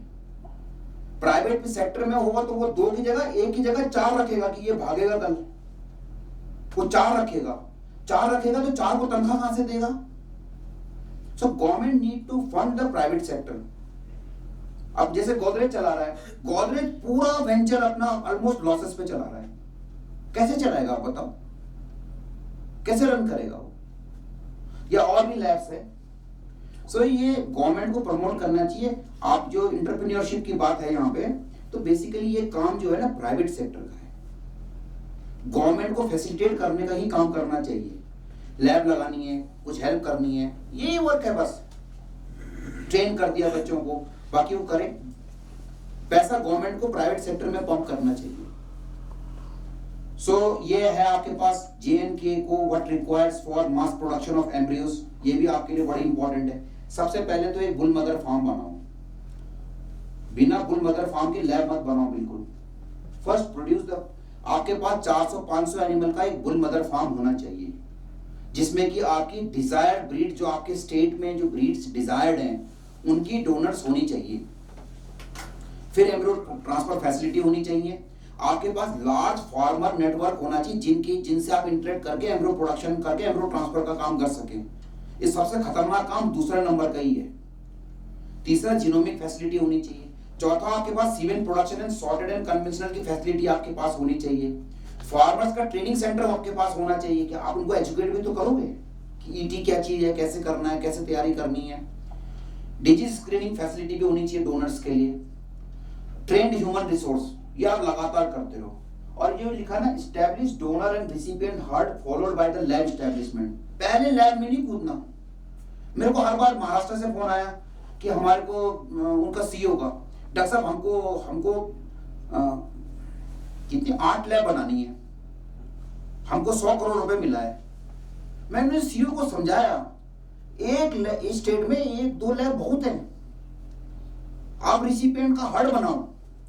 ये जो पैसा दे रहे हो 25-25 करोड़ में 4 हर्ड वालों को दो, फार्मर्स को दो। ब्रीड मल्टीप्लायर फार्म के लिए पैसा दे दो फार्मर्स को, उनकी यहां करो। राजस्थान का भी वही हाल है। वो बोला डॉक्टर साहब हमको गहलोत साहब ने, CM साहब ने 100 करोड़ दे दिए। यूनिवर्सिटी अलग लैब बना रही है, फील्ड वाले अलग बना रहे हैं। वो कह रहा है कि तुम कुछ नहीं कर सकते। मैंने MP में लाइव देखा ये लड़ाई। वो कह रहे हैं कि तुम्हारे को हम प्रोजेक्ट नहीं लेने देंगे, वो कह रहे हैं हम तुम्हें नहीं लेने देंगे। अब करेगा, दोनों नहीं करेंगे। केवल वो बिल्डिंग बनानी है और ये अचीवमेंट होती। मैं कहीं किसी यूनिवर्सिटी में गया, नाम नहीं लूंगा, उन्होंने बोला डॉक्टर साहब लोग मुझे बोलते हैं क्या हमने बच्चे नहीं पैदा करे एम्ब्रियो ट्रांसफर के लिए, आज हमने ये बिल्डिंग बना दी, माइक्रोस्कोप लिया है स्टूडेंट के लिए। अरे भाई प्रोजेक्ट किसके लिए था? बिल्डिंग बनाने के लिए। बिल्डिंग तो सिविल इंजीनियर की अचीवमेंट है, आपकी नहीं है। आपकी अचीवमेंट है कि आप बच्चे पैदा कर रहे हो नहीं कर रहे हो वहां फील्ड में, जिसके लिए पैसा दिया हुआ है। सो हमको थोड़ा हॉलिस्टिक वे में सोचने की जरूरत है इसको। अब हमें कितनी जो क्वेश्चन है कि व्हाट इज द एफिशिएंसी, क्या एक्सपेक्ट कर रहे हैं हम फील्ड्स में, तो जनरली मैं कह रहा हूं कि जो मोएट वाला प्रोग्राम है, मोएट का, जिसमें कि अंदर ही फर्टिलाइज करते हैं, उसमें जनरली आप 3 फ्लशिंग कर लो। इंडिया में हम कैनेडियन ब्राजीलियन मॉडल रन नहीं कर सकते क्योंकि हमें दोबारा एनिमल प्रेग्नेंट करना है। आप एक लिमिटेड पीरियड के लिए उसमें असिस्टेड रिप्रोडक्टिव टेक्नोलॉजी करो। जैसे कि फ्लशिंग करनी है तो आप साल में 2 महीने बियाने के बाद 3 बार फ्लशिंग करो, उसके बाद उसे प्रेग्नेंट कर दो। आईवीएफ का काम करना है, 15 दिन में एक बार, 2 महीने के बियाने के बाद 15 दिन में एक बार ओपीयू करो, 1 महीने में 2 बार ओपीयू करो, 6 महीने तक ओपीयू करो। 6 महीने में 12 ओपीयू हो गई, 12 में 4 एमब्रियो बनाए तो 50 एमब्रियो बन गए आपके। उसके बाद उसे प्रेग्नेंट कर दो। तो उसके बाद उसे प्रेग्नेंट कर दो। तो आप जनरली क्या है, मोएट से 7 से 10 बच्चे एक्सपेक्ट कर सकते हैं आप विद इन 6 मंथ्स, और आईवीएफ प्रोग्राम में ऑलमोस्ट उसके दुगने से तिगने बच्चे you can expect in that period of time. तो 2 बार ही चांस दीजिए एम्ब्रियो ट्रांसफर करने के लिए। कंसेप्शन रेट जो मोएट में होता है नियरली 40 से 50% होता है मोएट में। मोएट के फ्रोजन में लगभग 5-7% उसके नीचे कर लीजिए। आईवीएफ में जनरली 30 से 40% के बीच में होगा, और फ्रोजन में उससे 10% कम कर लीजिए तो नियरली 20% के आसपास होगा। और ट्रांसफर मैक्सिमम एम्ब्रियोज, आप एम्ब्रियो ट्रांसफर टेक्नोलॉजी को इसलिए मत करें कि वहां फ्रीज करने एम्ब्रियो। आप लोगों को कंटेनर में दिखा रहे हो एम्ब्रियो, कंटेनर में नहीं दिखाने, बच्चे कहां दिखाने? फील्ड में। क्योंकि आज में 2006 से मैंने एम्ब्रियो का प्रोडक्शन का काम शुरू किया। 2006 में हमारी रेड सिंधी 2400 किलो 2500-2600 किलो का दूध था, वो टॉपर गाय थी। आज मेरे पे जब 4000-5000 की गाय है, उन एम्ब्रियो को कौन पूछेगा? हमें जेनेटिक इंप्रूवमेंट जो है कंटेनर के अंदर नहीं दिखानी है, फील्ड में प्रोड्यूस करना है। बिजनेस मॉडल यही है कि एम्ब्रियो जैसे हम अगर हमसे लेना चाहते हो 4500 रुपए पर एम्ब्रियो हम सेल करते हैं प्लस जीएसटी 5%। अगर पोस्ट प्रेग्नेंट हीपर्स को सेल कर रहे हैं, हमारे फार्म है दूसरा, उसमें क्रॉस ब्रेड एनिमल है, 1 लाख रुपए। सेल ऑफ बुल फॉर सिनेस्टेशन 4 लाख रुपए। एम्ब्रियो ट्रांसपोर्ट बॉन्ड हीपर्स 50 से 75,000 रुपए। ये जो हमारे फार्म से कमर्शियल वहां कर रहे हैं, ये कंसल्टेंसी भी लेते हैं हम लोग। आप हमें बुलाओगे 15 लाख में बुलाया क्या? 3 विजिट बस 15 लाख। अभी इस विजिट का कितना मिल रहा है? ये तो फ्री में। चलिए, हमें उम्मीद है आइंदा फ्री रहे। मैं सर ये सिस्टम को करते बहुत सालों से कर रहा हूँ, मैंने बहुत स्टेट्स की मदद करी। ठीक, अच्छी बात। आप में ये देखो, हम आपके स्टेट्स को मेरी तरफ से हम 1 रुपए भी नहीं लेंगे। आप एक कदम तो आगे बढ़ो। आपको जो भी टेक्निकल मदद की जरूरत है एब्सोल्युटली फ्री ऑफ कॉस्ट में दे दूंगा। आपको लैब बनानी है, आपको प्रोजेक्ट फॉर्मुलेशन करनी है, आपको हैंड होल्डिंग करनी है, आपके यहाँ पे आके एम्ब्रियो प्रोड्यूस करने हैं, हम करेंगे आपके लिए। पर आगे बढ़ो तो बढ़ रहे हैं। और ट्रेनिंग के लिए 1,64,000 रुपए 10 दिन के।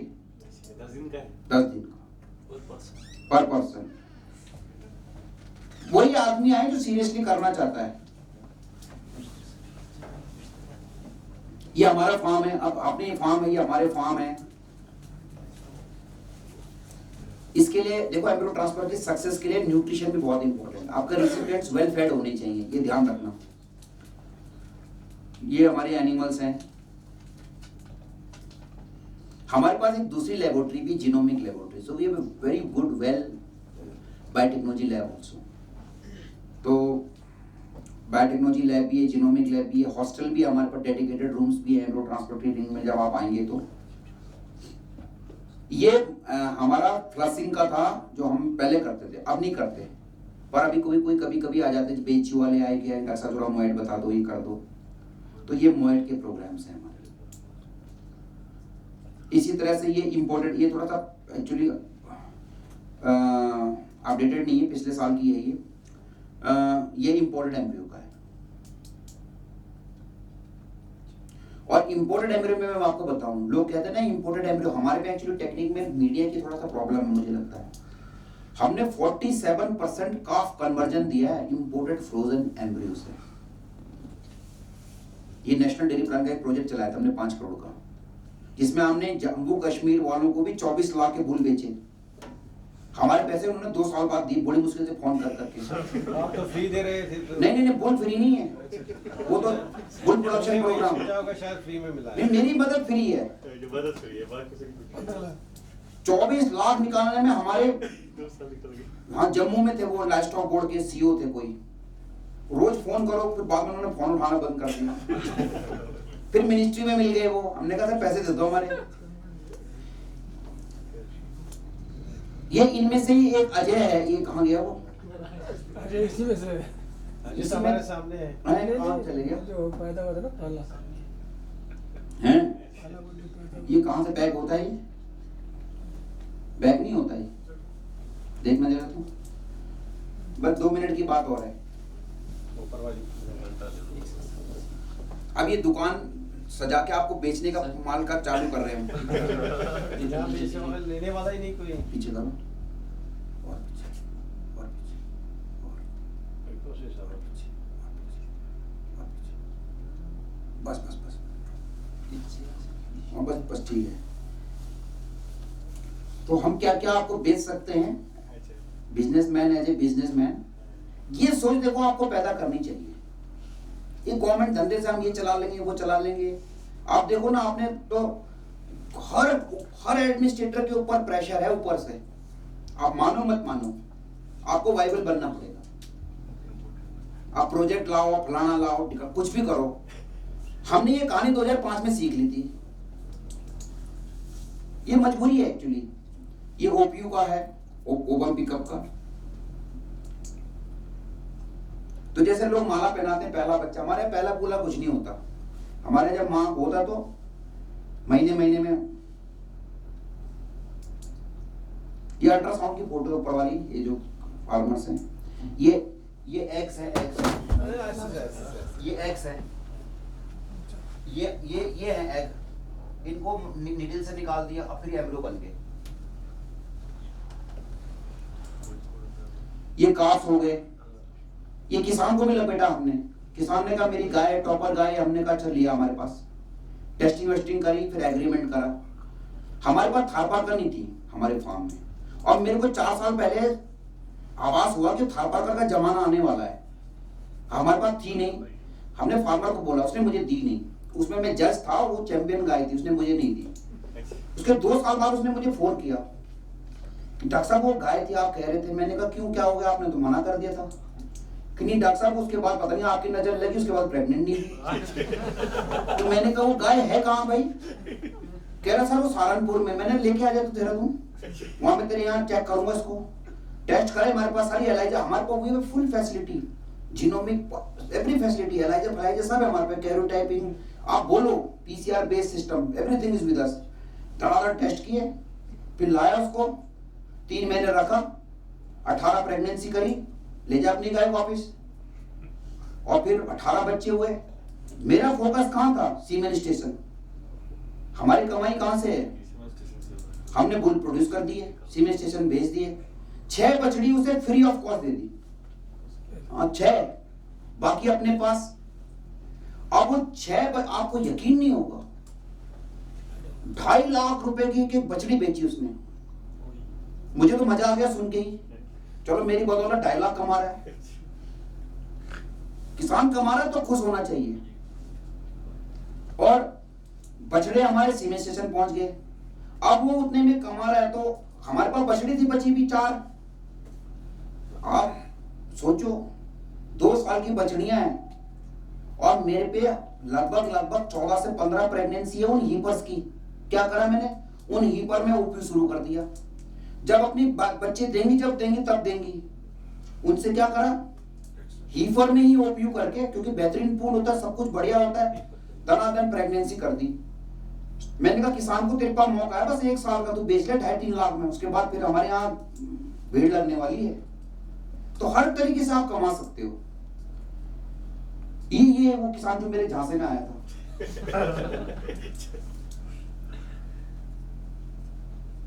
इसी तरह से साहिवाल है, हमने साहिवाल लिए, बहुत सारे बच्चे, एक गाय के 70-70, 80-80 बच्चे पैदा कर लिए हमने। लेकिन इतने करने नहीं चाहिए, जनरली फिर कॉमन जेनेटिक्स हो जाती है।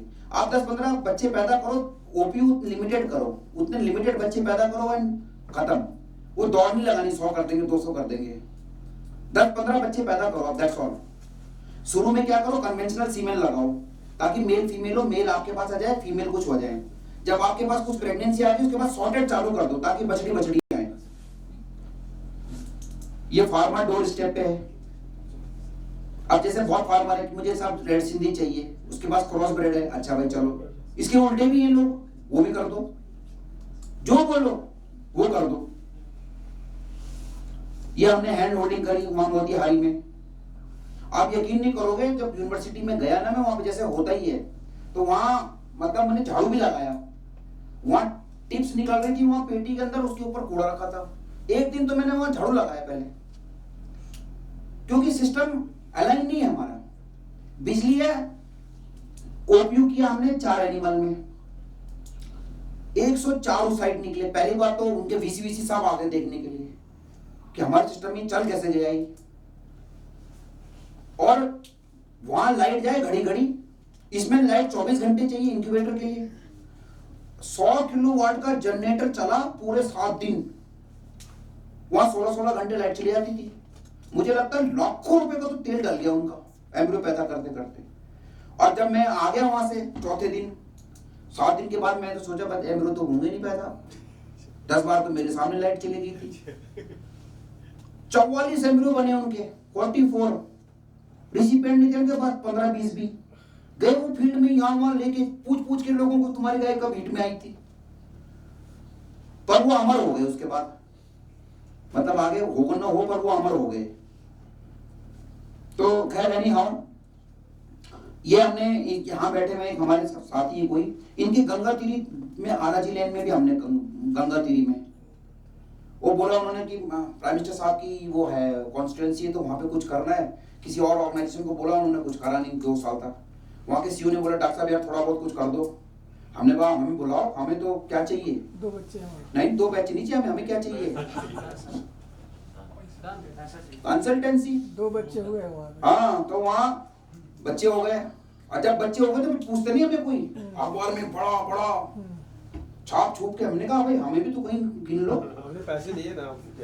हाँ नहीं कोई बात नहीं, क्या फर्क पड़ा, मैं आज आप लोगों को दिखा रहा हूँ। ये दूसरा है, ये किसी और फार्मर, ये प्रतापगढ़ में ही है, ये उनके यहाँ पैदा की हमने। बात एक्चुअली पैसों की नहीं, सरकार में आप पैसे नहीं भी लोगों कुछ नहीं फर्क पड़ता। ये सूरतगढ़ है, भारत सरकार का फार्म है। Secretary madam I government of India से हमारे यहाँ, हमने कहा मैडम हमको 5 थापर कर दे दो, हमने उनको भी झांसे में लिया। तो उन्होंने बोला कि डॉक्टर साहब थापर कर तो मिल नहीं सकती, सीसीबीएफ से नहीं मिल सकती, सीसीबीएफ में या तो प्रेसिडेंट के यहाँ जा सकती है, उसके अलावा कहीं नहीं जा सकती। तो हमने फिर उनको लिए क्या फेंका, मछलियों के लिए क्या फेंकते हो आप। मैंने कहा मैडम आप हमें 5 गाय दे दीजिए, रिक्वेस्ट करी हमने उनसे, हम आपको 1 साल के अंदर इनकी पैदा की भी 10 बछड़े दे देंगे। उन्होंने उनके डायरेक्टर को फोन किया, बताओ डायरेक्टर साहब अगर आपको इनके 10 बच्चे दे रहा है ये फीमेल, आप तो पैदा करोगे नहीं, तो क्या दिक्कत है। तो थोड़ी देर सोचते रहे, दें तो दे, फ्री में कैसे दें इसको, क्योंकि वहां तो ऑर्डर बिल्कुल जो 1 बूंद दूध नहीं देती है, 10-15 साल की गाय भी 9-9 लाख में बिकी है। ऐसे में उनको बड़ा जोर पड़ा कि यार ये इसको दे देंगे क्या होगा। फिर हम ले आए 5, हमने 28 बच्चे पैदा किए, बुल बना दिए, क्योंकि हमारे पास तो सीमेंट स्टेशन भी है। अब जब दोबारा हमारे यहाँ मैडम, दूसरी मैडम आई सेक्रेटरी, आप उनको दिखाए मैडम, मैंने कहा मैडम ये 1 साल हो गया है, आप आपके उससे हम इनको फ्लैग करना चाहते हैं, ये 10 बछड़े वापस भेजना चाहते हैं। लेकिन एक और हमारी रिक्वेस्ट, हमें 10 गाय और दे दो और हम आपको 20 बछड़े दे देंगे। आप तैयार हो गए हो? तो आपको कहने का मतलब है कि विन विन सिचुएशन पैदा करनी पड़ेगी। ऐसे नहीं कि आप ही हीरो हो, दूसरे को फायदा होना चाहिए तभी करेगा वो। ये ट्रेनिंग प्रोग्राम भी है। मुझे लगता है कि जम्मू कश्मीर का नाम नहीं है इसमें, अदरवाइज हर स्टेट का नियरली नाम है। आंध्रा से लेके केरल से लेके government centre, ICR institute, NDDB, सब ने को बायएफआईएफ सबको ट्रेनिंग दी है। तो मुझे जल्दी से लगता है कि जेएनके वाले भी हमको पैसा देंगे ट्रेनिंग के लिए। यूके लिखा गाड़ी में जेके लिखी। हाँ, जेके भी लिख देंगे सर जिस दिन यहाँ आएंगे। तो ये हमारा एक एम्ब्रो ट्रांसफर की व्हीकल भी है फील्ड के लिए, इसको भी ले जाते हैं हम। ये देखो, ये अब इसमें भी हमने फील्ड में प्रोड्यूस किए। ये आज की डेट में अगर आप पूरे कंट्री का गिर का जर्म प्लाट में देखोगे, पूरे कंट्री का best bull of the country वो हमारे पास है। जीनोमिक ब्रीडिंग वैल्यू है उसकी 977 kg। ये हमने फार्मर खरीद के लाया 2.5 लाख के एनिमल। सरकार में तो आप खरीद नहीं सकते हो, 2.5 लाख की आपकी इंक्वायरी हो जाएगी। हमने उसको दिया, सामने कहा तेरे यहाँ एम्ब्रियो प्रोड्यूस करेंगे, बछड़े होंगे वो हमारे, बछड़ी होंगे तुम्हारी। वो खुश हो गए। हमने कहा ठीक है डॉक्टर साहब, करा। हमने ये बुल प्रोड्यूस किया 977 kg की genomic breeding value estimated. This is the topper bull of the country. Gujarat में नहीं, हम उत्तराखंड में बस। तो ये आप ये देखेंगे कि वो अब हम उसका सीमेंट बेच रहे हैं, तो हमारा नुकसान क्या हुआ? हमने तो खूब सारा सीमेंट प्रोड्यूस करके बेच दिया। So you have to do this. और ये जो छोटा बच्चा गंजा है, मैं नहीं हूं ये किसान का बच्चा है। ये हमारे फार्म के हार्ड का फोटो है। ये भी हार्ड का फोटो है हमारा। ये भी हमारे यहाँ का फोटो है। Thank you very much.